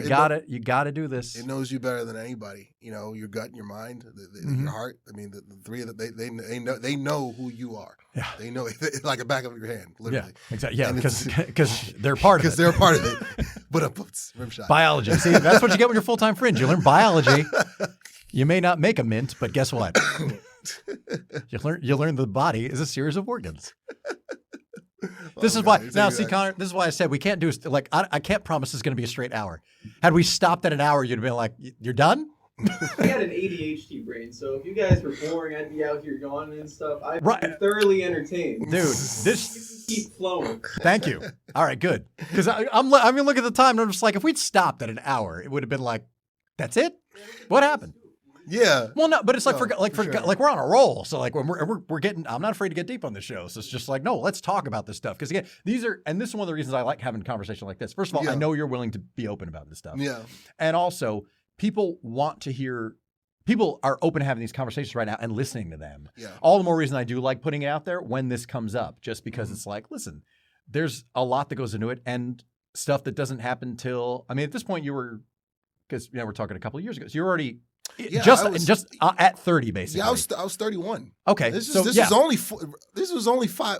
What am I, 36 now? I think. I don't know. You tell me. Do your heart and your brain and gut know that? How old are we? This is only like 5 years ago, bro. Right. That's the wild part about it. That's it. Like you don't know. Like, and that's part of it. It's just there's this, and I don't know that we're starting to break out of it. I don't think so. But again, it's one of the things I like to put out there. It's like the idea that at 18, when you go to college, you should know what you're going to do. Or when you graduate college at 22, you got it all figured out is so insane that you don't. And even, frankly, that was kind of the go-to line of people. I can't tell you how many people in the last 10 years, like, go back to school. You got to re-educate yourself. Yeah, because the first degree was worth so much. The second one's going to be worthwhile too. Like, totally, yeah. It's just like, you just got divorced. I'm getting married again. I'm in love. It's like, we saw how that played out the first time. A divorce person on here, and the rate of, like, each marriage as you go up, the rate of divorce goes from, like, so the first one's, like, 40. Right. And it's, like, 60. And then it's, like, close to 80%. Wow. Yeah. Wow. Yeah. It's like, this isn't like the gym. The amount of reps does not help. The reps do not impact the final result. You've already hit the level of failure. Okay. More reps will just go worse and worse. That is dark. Lordy. That's why we're not married yet. It's okay. Anyway. But anyway, so all this to say, you get hooked up with. Yeah, I got hooked up with Gordon Deal, and he fixed my resume. Mm-hmm. I still had dreadlocks at the time, which was a whole phase that I look back on fondly because it was fun. I looked great with them on, like my hair was flowing. And romanticized because you'll never do it again. And I'm never doing it again. The maintenance was just out of control because I've got Nigerian hair, so it's super thick. Please explain, because some of us don't know. Okay, so Nigerian hair. I say that for Connor. I know exactly what you're talking about, but tell Connor. Nigerian hair is very coarse. It's very, very, like, if I grew an afro, you're going to see it. And if you feel it. I'm picturing it right now, and I'm laughing my ass off. Continue. Like, it's very strong. It's very strong. And I get that really from my mom's side. Like my brother has thin hair. It's the complete opposite. Really? He gets my dad's like genes. Genetics are a funny thing, aren't they? Funny. They are comical on so many levels. But I'll never forget. I had a lot of candid conversations with Gordon, and he mentioned in detail that because I asked him about my hair. I was just candid about it. I was like, I've got dreadlocks. Is that going to be a problem getting into the world of media? And I could tell he was a little uncomfortable at first, considering he is a white guy. What? With a name like that? Chipper Deal or right. Tucker Deal, right. Gunner Deal, like whatever. Todd Deal coming at you, ladies and gentlemen. Coming at you. Todd is actually, he owns the Wizards. Todd. Jesus Christ. Todd Davis. But no, he's named Todd. What color is he? I'm just kidding. Now we're heading into honest territory. I didn't mean to do he's that. Mexican. He's Mexican. But no, he's not Mexican. Oh my bullshit. Now I know you're playing. Like, not with a name like Todd, he's not. I mean, somebody is, but he's in an institution somewhere because he lost his mind from being named Todd. Oh my God. Go on. But no, Gordon was very straightforward. He was like, listen, the gatekeepers in this industry, they look like me. They Right. just do. He was Right. so honest and straightforward about it, and I appreciated it. I did, like, because he could have just like blew smoke and been Yeah, like, like, "Oh no, that's no, your don't worry look. about That's it." you. And to take it a step further, when I did get fast forward after the Wizards job, like we're going all over the place here, but after I got the Wizards job and then COVID happened, which was terrible. Yeah. It was terrible. It was terrible and it was great at the same time, and I'll tell you why. Yeah. It was terrible in the sense that I was on tour with the Harlem Wizards. We were in month 6 of an 8-month tour coast to coast. I had already gone coast to coast. I started in Jersey. We were in California. We did the South. We did the Southwest. We were doing the Midwest. We were back in Jersey.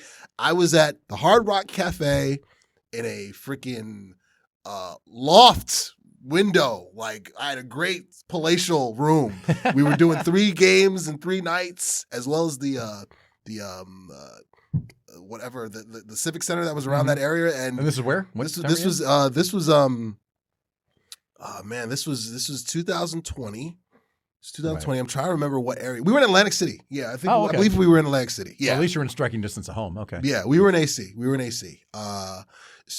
And I was but from the Gordon Deal reset as well. Yes. That facilitated the Harlem Wizard job. Game changer for me, because it's in entertainment, it's live entertainment, it's basically everything I always wanted to do. And the fact that I was a musician for 5 years, signed, I'm already used to performing in front of crowds. Right. And backtrack even before that, stand-up comedy as being an unsigned artist, I've already been in front of crowds. Right. MCing a live basketball game with trick hoops and alley-oops. Are you kidding me? Like, I could do that with my eyes closed. Yeah, exactly. You know what I mean? But doing the Wizard job, like, really gave me a great idea and a great sense of what live production and putting together a show and putting together an event or putting together production. Because I'd never really done that. I'd just been a performer myself. Exactly. So but all the scale of like production and everything, you're like, oh, this is what's like to put on a show. Absolutely. There's performing and there's putting on a show. There's 2 completely different worlds. Yeah, exactly. So doing the Wizards job, up until COVID was a game changer for me. And I'll never forget, during, like, a little bit after COVID happened, we had to suspend operations because the whole world stopped. Yes. And then I eventually got the job that I have now with Cadence 13 and Odyssey as a podcast producer. I'll never forget when I was interviewing for it. I'm not going to say her name, but I think her family's from, and she herself, they're from the West Indies. And she onboarded me Zoom style. And she was like, wow, I was looking at some of your LinkedIn profiles and whatnot, and you had dreadlocks. And she's like, this is my first time seeing you. She's like, it's a good thing you cut those. Like, she was completely honest with me. Yeah. Mind you, she's the head of HR. Right. And she doesn't have to do that. Totally. But respect for the people who share reality on reality's terms, because like it or not, as much as people want to just be like, how dare you tell somebody they cut dreadlocks, or if they want to make it a thing about like heritage or anything like that, it's like, it's not, you need to, if you want to navigate the world as it is, and sorry, it's a superficial world. This is not news to anybody, but it's like, if you want to navigate this, if this is something you're married to, and look, I keep threatening every other week. I'm like, I'm just going to bald my head. This takes a lot of work. But everyone's like, no, that's actually your look. And now you stand out. Like when I had short hair, I was just another nondescript hunky. But now, like, I have that always that got a big laugh. Even from fellow hunky. So I said hunky. I've used that word so many times on the show. I mean, look, it doesn't actually hurt. Like George Jefferson was saying it 50 years ago, and I don't think anybody was upset. I don't think anybody was getting pissed off about me saying the word honky. Wow. I hope not, because I'm going to keep saying it. Anyway, but rim shot. it's like if I post-production rim shot. Anyway, but the idea of just like, yeah, like when I had short hair, it's just kind of like nondescript. And like this period I stopped wearing, my earrings and everything like that. And just again, because of COVID, just didn't get a haircut for like 19 months or however long it was, 17 months. Yeah, my brother was cutting my hair. And well, I was cutting the funny his hair thing. too. Again, my girlfriend at the time was just, we were locked down and I got a haircut in December. And then it's like April, May-ish. So this is about 3 years ago. And I had clippers because I try to maintain my neck just because like that's something guys don't pay attention to. That's one of the things I pride myself on, the details. That's true. So I have clippers and a mirror and everything, and I just maintain my neck. And I said to her, like, should I just shave my head? I mean, my hair wasn't that long. It had been 5 months, and I had my hair cut short anyway, at that point. So it wasn't particularly long. But I was like, shave my head. She's like, no, I've seen you with a shaved head. I don't like it. It could have just gone the other way. I could be a dude who just had a shaved head, which again, fairly nondescript. But now, especially because like my hair gets wavy when it gets longer, like it's distinctive, excuse me. But now people are just like, no, this is like your look. And you're also like one of the few, grown men without a beard. It's like, and no offense. I'm saying like, it's common. Like, I'm not saying anything.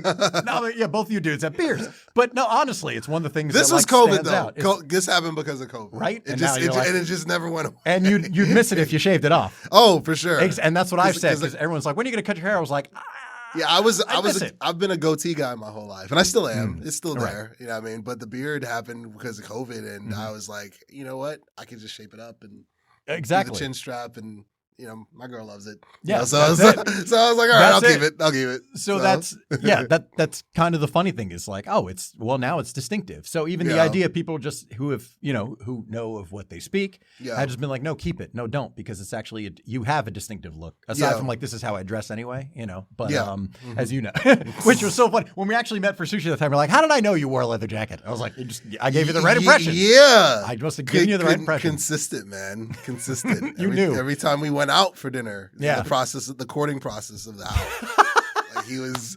I was like, this guy's got a look. He's like Doug Funny. Wow. I mean, now I'm offended. Well, Roger Klotz wore a leather jacket, and you're not Roger Klotz. Okay. He did. He was green. All right. He had red hair, and he wore a leather jacket. Okay, fair enough. You're not Roger Klotz. I'm not. Thanks. You're better than that. I've been called worse. You're better than that. But I'm glad I'm not him. I'm better than that. You're more of a Tommy from Rugrats. Anyway, so that is one of those things where it's like, sorry, but there is something to be said for image or how you present yourself 100% to the world. So it's not 100%. like, and again, it's something people want to get hung up on. I mean, I'm totally against, referees who have no business cutting off a kid's dreadlocks during a wrestling match. Like that's fucked up. But like when it comes to somebody giving you just practical advice, like, listen, this will help. And it's not something like, no, I'm married to these. You don't understand. And I was for a long time. It's useful. I was to hear that because that's the reality. Because the way my mother spent it, and a lot of like family relatives, obviously Nigerian, like it's frowned upon with older culture of like having it. It's like, it's associated with having dreadlocks. It's frowned on. Yeah, really? it's frowned on. It's like, if you have dreadlocks, you're Black American. So you're automatically not a part of our culture. Okay. And number two, we're automatically going to lump you in. You're a drug dealer. You got 5 baby mamas. You're a criminal. You're a thug. You're a hoodlum, pretty much. So the stereotypes are almost more pervasive. Yeah, that people are really like. They're tied into the culture. They're one and the same. Wow. You know what I mean? And it took, obviously I never took them to heart because I understood growing up in the hood that. Yeah, I'm in the hood, and some of my friends do sell drugs. Mm-hmm. Right, it's common knowledge. They don't come out. Stereotypes don't come out of nowhere. They don't. Not saying they're always right, but there's some truth to some of these quote unquote myths or whatnot. But it's not. It's not the. It's a generality. You see what I'm saying? It's generalizing in a huge way. Yeah, it's not. It's not fact. I had plenty of friends that were super super smart and nerdy like me. Mm-hmm. And my saving grace is I played sports. So I was a nerd, but I was athletic. And my brother was the same way. He was just as big of a nerd as me, but he played basketball. I played basketball. I played baseball. So yes, I'm in all the GT gifted and talented classes, and I got good grades and so forth. But I play ball too. Like, I'm tall. I'm African. I got long arms. You see what I'm saying? Like, so you dig? Like, and I can talk sports. I can talk shop or whatnot. So I just understood really early on that I don't generalize people. Let me get to know some people. Let me get to talk to you. Let me get to know you. And really college helped too, because going to college and getting away from my comfort zone and getting away from my common environment or whatnot, it was great to go to Pennsylvania. And I'm still really close friends with a lot of my friends from college. Most of them live in New York. Pretty much all of them live in New York or Pittsburgh, and I talk to them and see them on a regular basis. And they the fact that I got into this world, they tell me all the time, they're just like, bro, this is 100% what you should be doing, and it's not surprising that you're thriving in it, because we owe like this, you behind a mic, you telling stories, you meeting people and them sharing their stories. Right. That's 100% your lane. So it's like, But again, if I would have gone in closed-minded, oh, this person's from such and such, like I'm not even gonna bother talking to them. Or this person, you know what I mean, they look a certain way, or they talk a certain way, or they, you know, they make one joke, and not having tough skin. I'm a youngest sibling. Like I'm used to like, you know, getting picked on and bullied and so forth. So it's just like, and I grew up in the hood. So like this doesn't I can take a joke. Yeah, your skin's thick enough. My skin is way thick enough. I don't take stuff to heart, and at the same time, I can dish it. You know, I can dish it out. I can dish it. I can take it. I can dish it out. Yeah, you know what I mean. So like, but I don't know. It's just I really enjoy meeting people and, you know, getting these stories off. It's called Unfiltered, Authentic Conversations for a reason, because I strongly believe everyone has an unfiltered, authentic conversation in them. Oh yeah. And you know, it's just, you know, everyone's got their own story, and everyone's got a story. Everyone's got a story. Everyone's got a story. So it's like, it's my gift to be able to, you know, of course, share mine, but to find some commonality in other people's. Right. So, which is why I love what I do. And to bring it up to date, you said before you're an independent artist now. Yes. Was there a gap? Because I just noticed in terms of like your music videos anyway on your YouTube channel. Again, link down below. Was there a period where music was on the back burner, or you weren't actively doing it? Oh, okay. 100%. I mean, when because you are now, you're releasing singles, as you said, kind of like as they come, I got back to it. When a big part of that was depression. A big part of that was like, what's the point? Nobody's listening to it. Nobody's hearing it. Nobody's buying it. Nobody's watching it. I'll drop a video and I'll get like 500 views maybe on YouTube, and it's just like, all right, congrats. Yeah. You know what I mean? Low ROI. Yes, low Yeah. ROI. Yeah. Because again, I the pact I made with myself is like, okay, when I do, because I didn't. It's not like I was like, okay, I'm giving up on music. I'm like, I gotta pause this because I don't have the tools to market this properly. Because now when I got off the record label, I was introduced to the term marketing. You know what I mean? The whole 5 years I was signed, marketing was nowhere present in the story. It was music was supposed to do that. Yeah, the music sold itself. Yeah, marketing was not a cast member. It was not on the show whatsoever.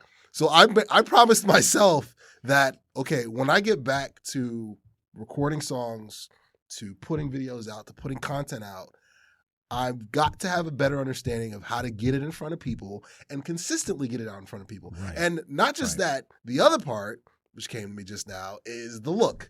Because I was shooting primarily with my boy Randy Troy, but Randy Troy had his own career aspirations, and I respected that. And I knew at some point, I was like, Randy's probably going to get married before me. He's probably going to have a kid before me. And on top of that, he has other like passions like anime and so forth. He can't be my be all end all. I've got to find other people to shoot me, to pack it, and I knew I needed to repackage and rebrand myself because I was like, I need a Jenny Jones makeover. Take it back all the way back to the 90s.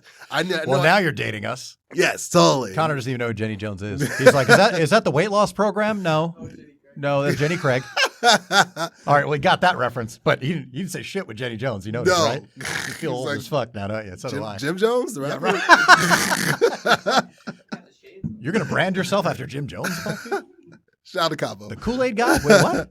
Anyway. No, the rapper. Lord have mercy. I'm talking about the rapper. I ain't talking about the cool guy. I know that.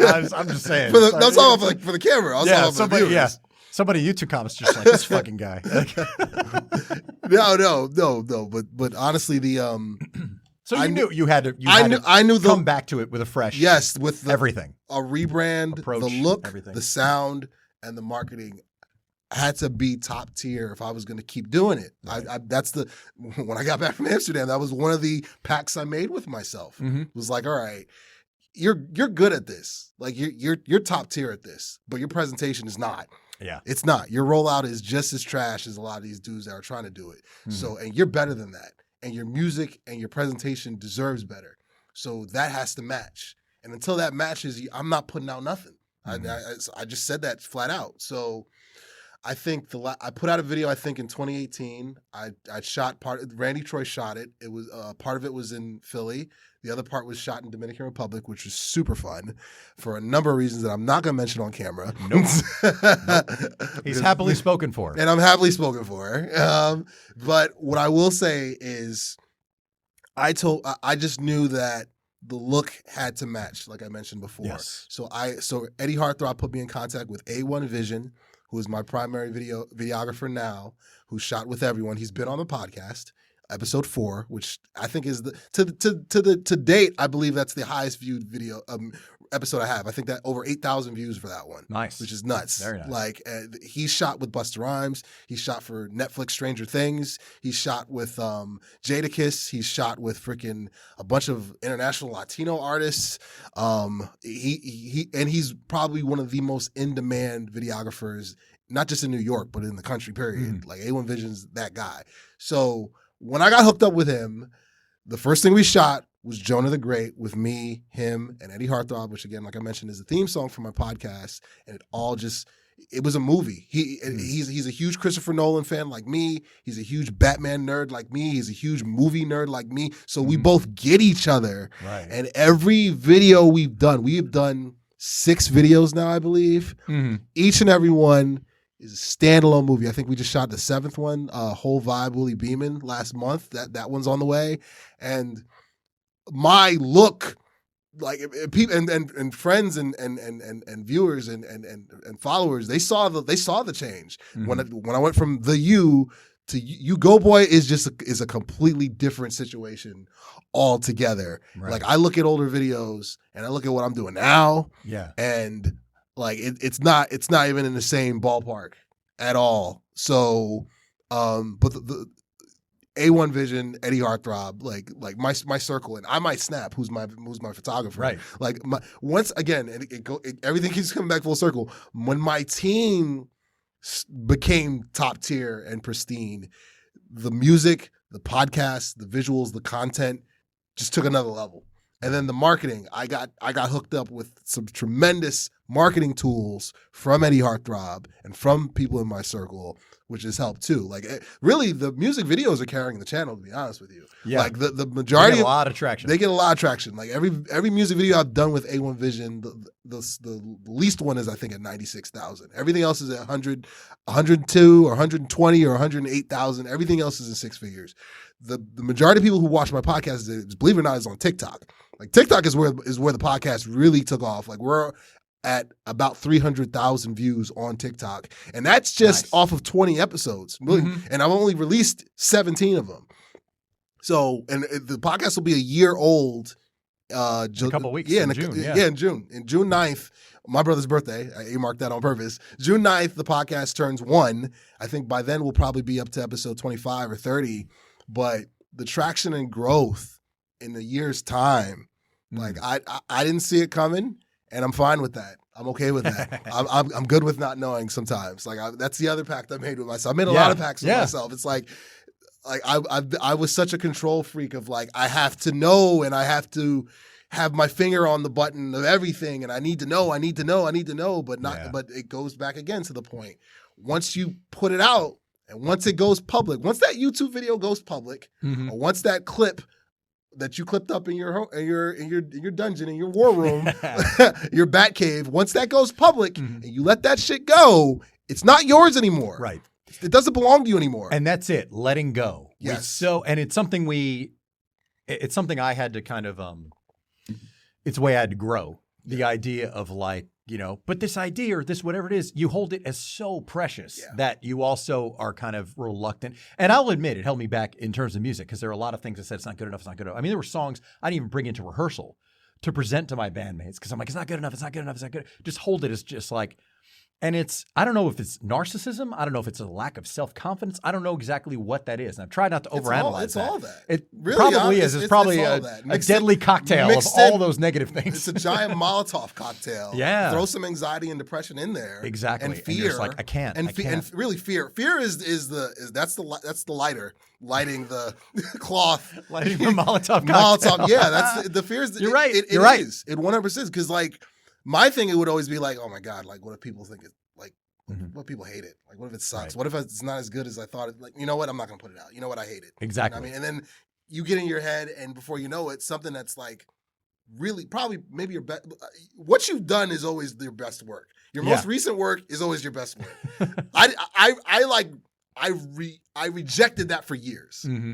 Once I accepted that, another big change in my life happened. Mm-hmm. Like your best, this is my best work because you just did it. It's fresh out the oven. Yeah, like it's the accumulation of all your prior experience. Yes. If your best song was 5 years ago, that's bad. Yeah. If your best podcast, what episode is this going to be? This is 224. Okay, this is 224. If your best podcast episode was 7, dude, what the fuck have you been doing? Exactly.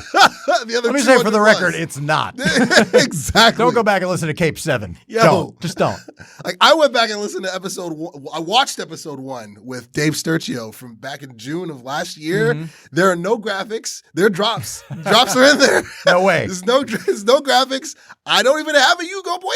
I had my old hat, the first, the one I got in Koreatown from Philly. You know what I mean?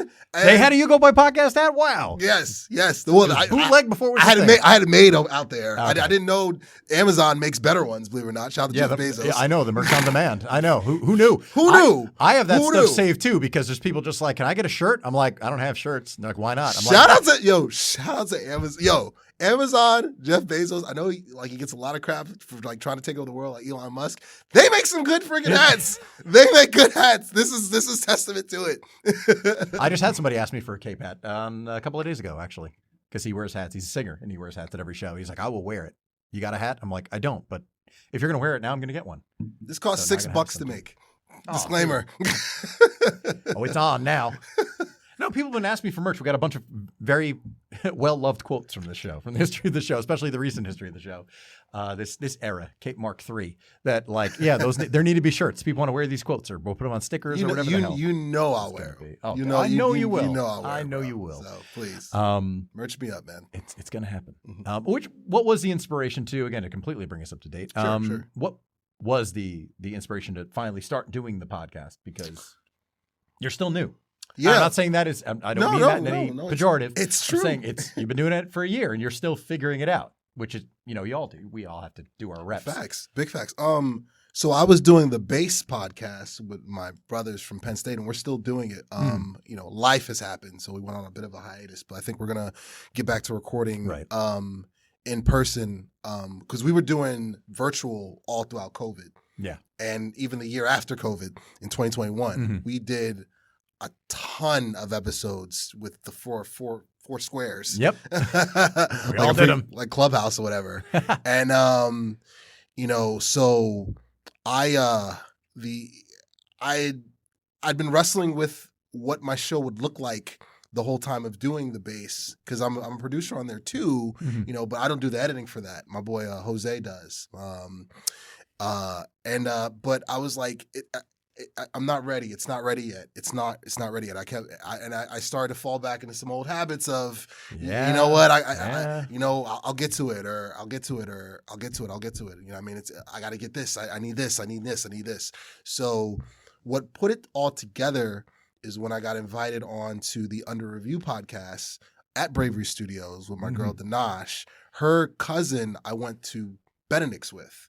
For prep school. Okay. Again, the universe just putting, like the alchemist, just putting things in the proper order so stuff The world happens. is smaller than you think, people. It really is. Big facts. So I got invited on there to do sports talk on that show, which is, I can do with my eyes closed, which I do on the U-Goboy podcast. We do sports talk. He's got shades on. He might be doing this show with his eyes closed for all Shout out I to know. Mongo. Love you, buddy. Oh, never mind. So I got invited to do Under Review like 3 times.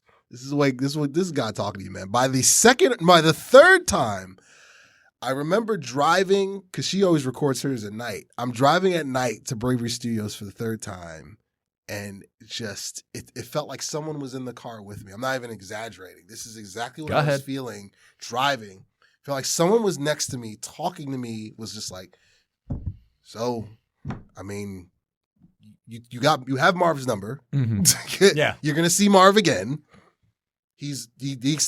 Marv actually offered to do the in-person tour the first time I was there, and I was just like, yeah, I'll let me talk to some of the guys at the base and put think together, about it. Exactly, straight Kermit the Frog voice and everything. Yeah, I'll see. I'll figure it out. Let me check with Miss Piggy. Yeah. And it's like, so I'm driving to do the Under Review podcast for like the third time, and it's like, yo, I got to do this. I started to put together for the first time what it would look like. I knew two things I needed, though, that was unimpeachable. I definitely needed a logo, which I did not have, and I know I needed an intro video. Mm-hmm. So I knew what song I wanted to use because I've got a lot of them, but I was like, I don't have an intro video, and I don't have a logo. So Dan DeCarlo, who came from the Randy Troy arc, he did my logo for me. He did a couple logos for me. He did the kid U-Goboy logo, which I use in the podcast, and the adult U-Goboy with the glasses on, the shades and the chain, shades, chain, and the cross earring, and so I sent that to Eddie Heartthrob, and then he sent me a couple different prompts with fonts, and I'm just like, I just don't see it, man. It's not. And I could tell he was getting frustrated with me because he records me, so right, and I record him, so it's like this is what we do to each other. Mm-hmm. He sends me back this one, and he was very strategic because this is how someone knows you.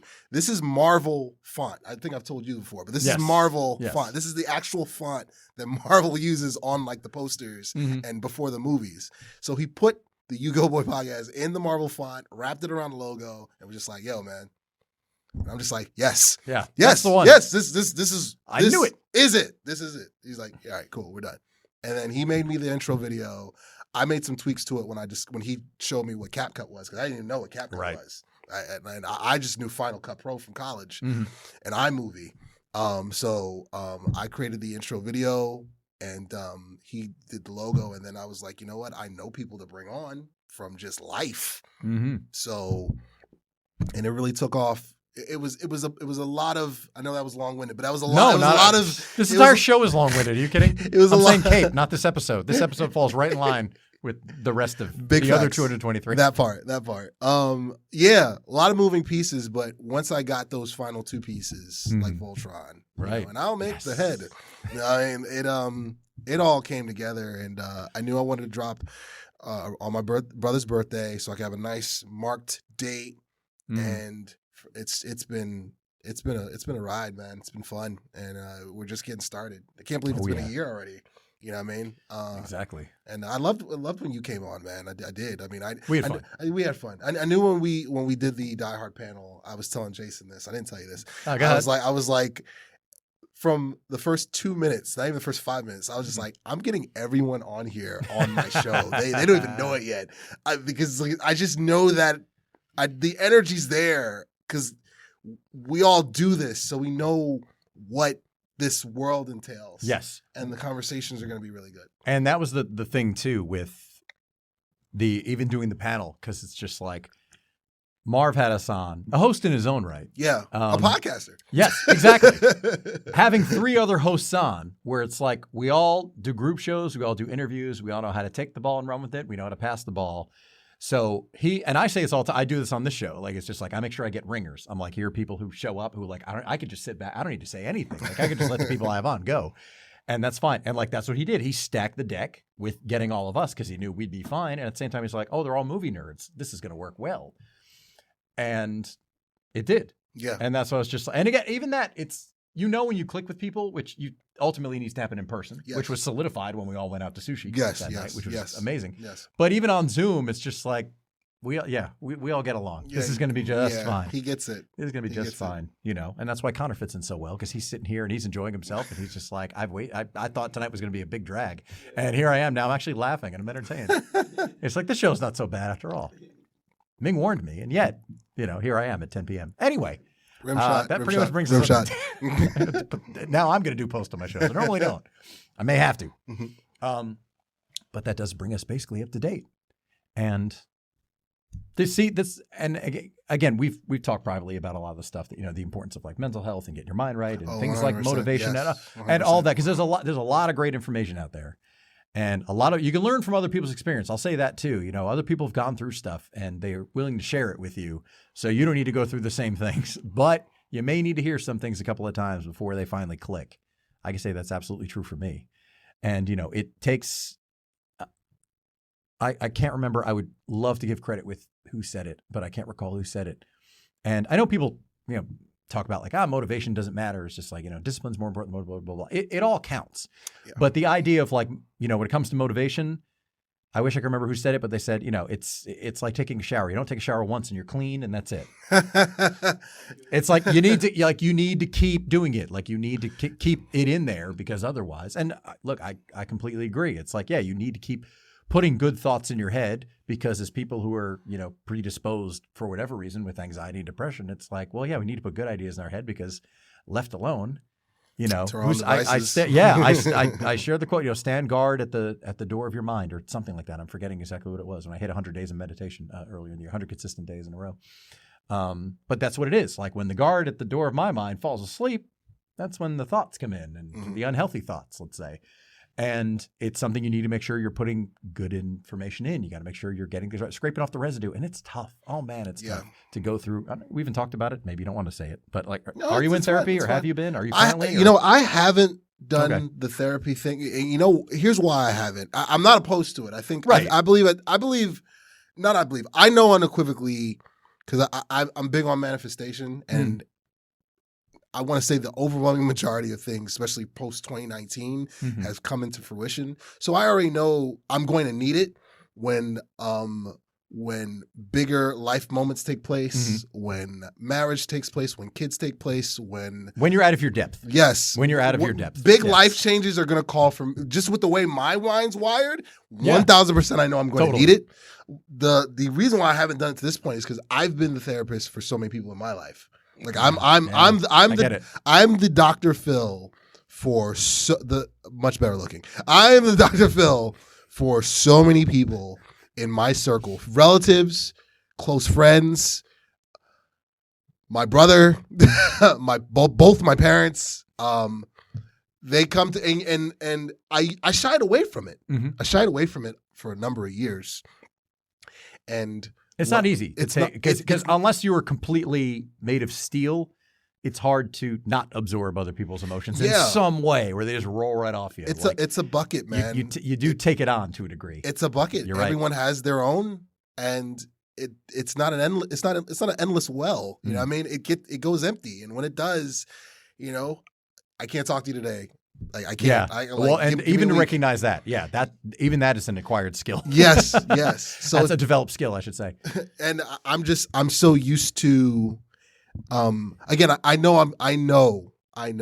just know me. I know it's gonna happen. It's just like I know at this point, at this current moment in time in my story, it doesn't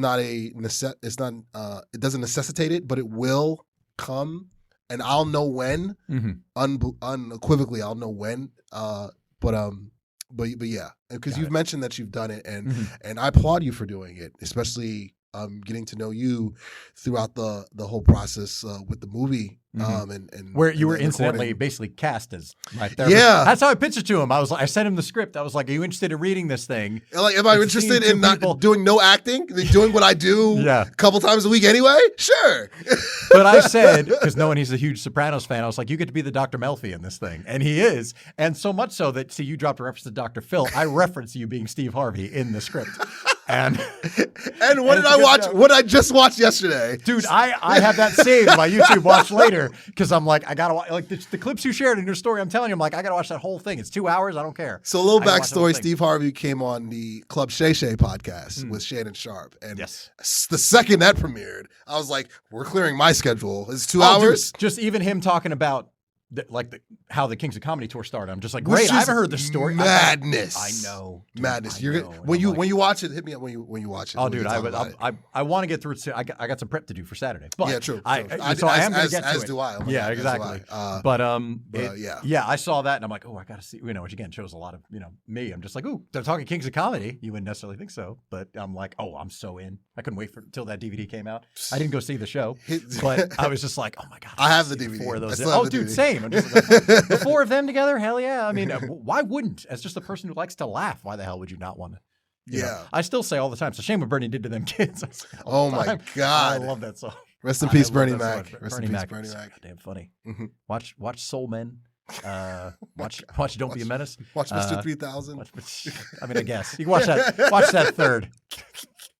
It's not bad. It's just not good. This is not good. No, Um, it's not. I was joking. But no, you weren't. Anyway, I was. for more jokes of that quality, you can follow U-Goboy 88.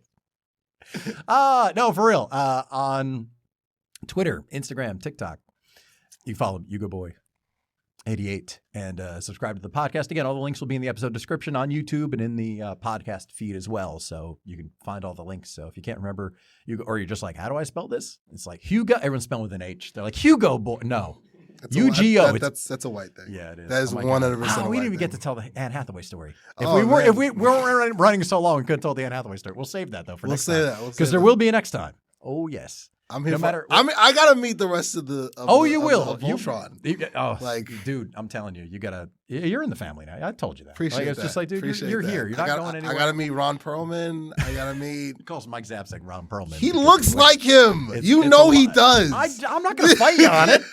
I get it. I thought the Kevin Nash thing kind of nailed The it. Kevin It's like Nash Ron is Perlman, spot same on thing. too. You know what? It's just that. Yeah, it's just if he kneels down, it'll look like Ron Perlman as well. Yeah, listen, he'd be flattered. Trust me. The man runs the most famous comic book store in the world. You want to talk nerds? I think that's a prerequisite. He will take the challenge. Trust. All right. You're going to love it. No, I'm telling you, one day we're going to hang out. We're going to go visit the Red Bank studio, but you're going to be around. You're part of this. For sure. As long as you want to be part of it, you're part of it. You're just as much as everybody else in the Cape family. I appreciate it. That is exactly how it goes. I appreciate it. So follow the show. Follow him on the socials. Follow the show. It is great. Again, link to the episode where he tried to interview me is down in the description as well. Presented by CapCut. Presented by and oh my God, did he have to cap cut the shit out of that episode? It was about half as long as this. Shock of shocks. Some studios are strict about booking.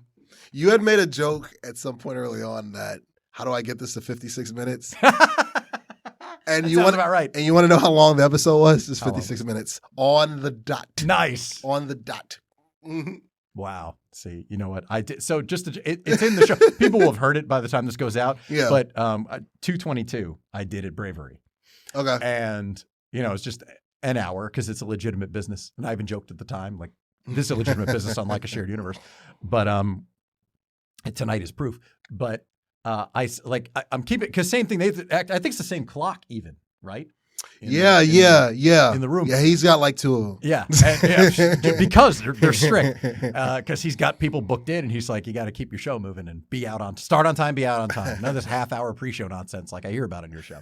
Anyway, I'm looking at the clock and I'm kind of trying to wind down because I'm completely conscious of it. And I used to do the show back when I did the show in LA in 2015. It was an hour booking. It was a live stream. So I was very good at the arc of an hour. But in the last 3 years, completely lost that. Doing it from home and then doing it here where they've been nothing but encouraging when it comes to like, no, keep going. Like, all right. Nobody has anywhere to be. Awesome. So anyway, at the end of the show, I kind of, we find a natural stopping point and I kind of looking at the clock. I'm like, this is what it feels like to do a tight hour. And once again, through the glass, you're not supposed to hear anything. I hear Marv laughing. And it's one of those things after the show is like, you could have gone for another like 20 minutes, half hour, and it would have felt right. I'm like, I know. Like, I'm just used to that. Like, I'm used to kind of going and it having a natural progression. In the same way, yeah, like after an hour of this, it would have been like, that's it? Feels like there was more. We didn't get to everything. I would do more than an hour. Oh, I'm not faulting anybody for it. Nobody's as crazy as me. I would do more than an hour if I do all the editing for my episode. Yes. Fuck that. This isn't a job. all the editing. And with all the drops and all the graphics and all the... Well, no, and you're very good about putting that out, which I respect because you want to deliver the show at a certain level of quality. Yeah. And I understand that. I really, really do. Yeah. But and I do the clips too on top of that. Yeah. You know what I mean? That which people forget about. Like again, that's the quick sidebar. Like Yeah, right. Quick sidebar. Quick sidebar. 2 hours then. Exactly is for a new podcast or a new show or whatever. The initial viewers you're going to get are not going to be on YouTube. They're going to be on these socials. Totally. In particular, TikTok. Yes. Mainly TikTok. You know what I mean? So your clips, if you got good clips, and your clips are, by the way, I have not told you this. The way you edit and clip your shows are great. With the music, man. With the lightning, with just the random sound effects. Like your edit game. It's top tier, bro. Thanks, guys, you're really good at it. Well, you're really good at it. Well, thank you very much. I wasn't reaching for it. I thought you were. It's all right. I thought you were. Like, but thank you as well. Let me say that. I appreciate that. Okay. But no, I'm Italian. I gesture a lot. That's how it goes. So you're going to have to get used to this shit. But that's one of the things people have said. And now that you've done it, you've been here in the room, you've literally been in my world. Like I said, like come step into let's do the show in my world. Come on, let's try it. And I could see like, oh, this is what a long ass show feels like. But this is a telethon. This isn't a podcast. But it's like a lot of people have given me credit, and I think now you can appreciate. I'm going to assume it's like I'm very good at taking the vibe of the show and distilling it into a 1-minute clip. Like you're like, that's what the show looks and feels like. That's a skill. Yeah, that's a skill. Clipping is a skill. It is. And I will say, I'll pat myself on the back. Say, like, I think I deliver that when you watch the video clips from this show. It's just like, no, that's actually the vibe of the show. Like the energy and the everything. It's just like I've got like Jason Enrique. He loves the way I clip my shows. Yeah, and I told him that. Thank you. I tried. College communications. You do well. That's it. Yeah, I only took 5 years of college to learn how to edit like that. Exactly. But and this me, my dumbass went to guitar college. But go ahead. You know, your style is your style is so. I just like the way you put it together, man. It's thanks, it's good. I appreciate it's good. I do. It's good. I appreciate that, and I know it's sincere too. You're not just kissing ass because you're no. If anything, you should be like, listen, I got a life. Can we wrap this thing up already? Do you know what time it is? I don't know military time. It's 10:16. What? What was that, Connor? Yeah, exactly. Like we're grown ass men. We're not looking. Nobody's looking for us. Dude, wait, that's sad. I did 4 Wizard games in 4 nights. Like I think yesterday was my first day off since last Thursday, I think, or last Wednesday. So continue. Well, and you're a night owl too. Sometimes I get responses from you like 4:30 in the morning. Yeah. I'm like, of course he does. I'll be up editing. I'm up and I'm either editing or I'm watching one of the shows that I couldn't get to earlier in the day because I was editing or I was on the phone with my girl or I'm doing everything at night that I didn't have time to do during the day, or I was napping because I nap. You know what I mean? Oh, same. Great. Like, I've gotten over that where people are just like, oh, but if you nap, can't fall asleep. I'm like, I probably won't fall asleep anyway, but at least I'll be healthier. Like overall, I'll be more cognizant and I'll probably sleep. I'll get more done later in the day and I'll sleep better ultimately. People who don't understand, I'll feel napping, satisfied and fulfilled. Yeah, they don't understand insomnia, which comes with depression and anxiety. Yeah. So I don't fault them. I'm like, you don't know. I wouldn't expect you to know. I'm not going to talk about Harry Potter. I haven't watched a single movie. So I wouldn't expect you to understand what insomnia is because you don't have anxiety and depression. So it's an interesting metaphor, but okay. Why not? Hermione, depression. You know what I mean? No? All right. I tried. Well, I'm not going to fight you on it. I mean, I've watched the movies, but I'm not so hardcore that I'm just going to be like, how dare you? Grab you by the shirt collar and throw you into the camera. Although that'd be a fantastic way to end this thing. I plugged your socials like 20 minutes ago, but I'm going to do it again. U-Goboy 88 on all the socials and U-Goboy podcast. Find it wherever you get your podcast. You can also watch full episodes on YouTube. Yes, the links are down below and in the episode description and all that good stuff. Connor, you got some social media you want to plug, or do you just like I'm here to work? See, you're smarter than we are. Congratulations. He didn't want a mic. He didn't want to be on camera. LinkedIn. He said LinkedIn. So Connor's looking for work. Yeah, Connor's looking for work. Because we've kept him here way too late. He's like, fuck this. I'm out. Hashtag open to work. Ready to work. That's like a setting. How much LinkedIn. Can I make working for Ming Chen? Will he take me on the road with him? Wow. The answers are not a lot and no in that order. I deleted my social media and kept my LinkedIn. Said no one. I wish you said that because that would have been the title of the episode. But he said it. I would never say that. That's fantastic. Love you, dog. Oh, dude, you're sticking around too. You're gonna be on this side of the camera one of these days. We're gonna tie you down, like like when Jimmy Kimmel gets taken hostage on his own show. Oh my god, that's hilarious. Anyway, you can follow me on Twitter and TikTok at Chris Aballo and on Instagram at Chris Sells Out. And if you made it through this, subscribe to the show wherever you get your podcast. Subscribe to the YouTube channel. There's the episodes themselves every Monday and some clips that have been given high praise that you want to check out on the socials and YouTube Shorts as well. They're going to be on there. They're on all the platforms. Just watch, like, share, follow, comment, all of it. We love it. And, just like most podcasts, we're small independent productions. So you know what? Spreading the word, getting it out there to people, putting our thoughts and jokes into your faces and your ears, that's what it's about. And we have a lot of fun doing it. Stay tuned for announcements on my social media about the short film, The Out, which again, talk more about as we know things about it, but it is forthcoming. There should be a teaser at this point on my social media, so make sure. You said we're doing a round table with once we know when it's going to be publicly. Yeah, I'm thinking at some point in the fall run of Cape 2023B of Cape, since it'll be 10 and 10 for the year. That's going to be fun. That's going to be fun. Which they weren't. I mean, both our dudes are on set. The guys who worked on it with us. Yeah. So, they couldn't be here tonight, but that's fine because we got to get into this. We got to torture a new person, so it's great. So love you, Nick. Love you. It worked. Yeah, exactly. Nick and Chris, shout out to you guys.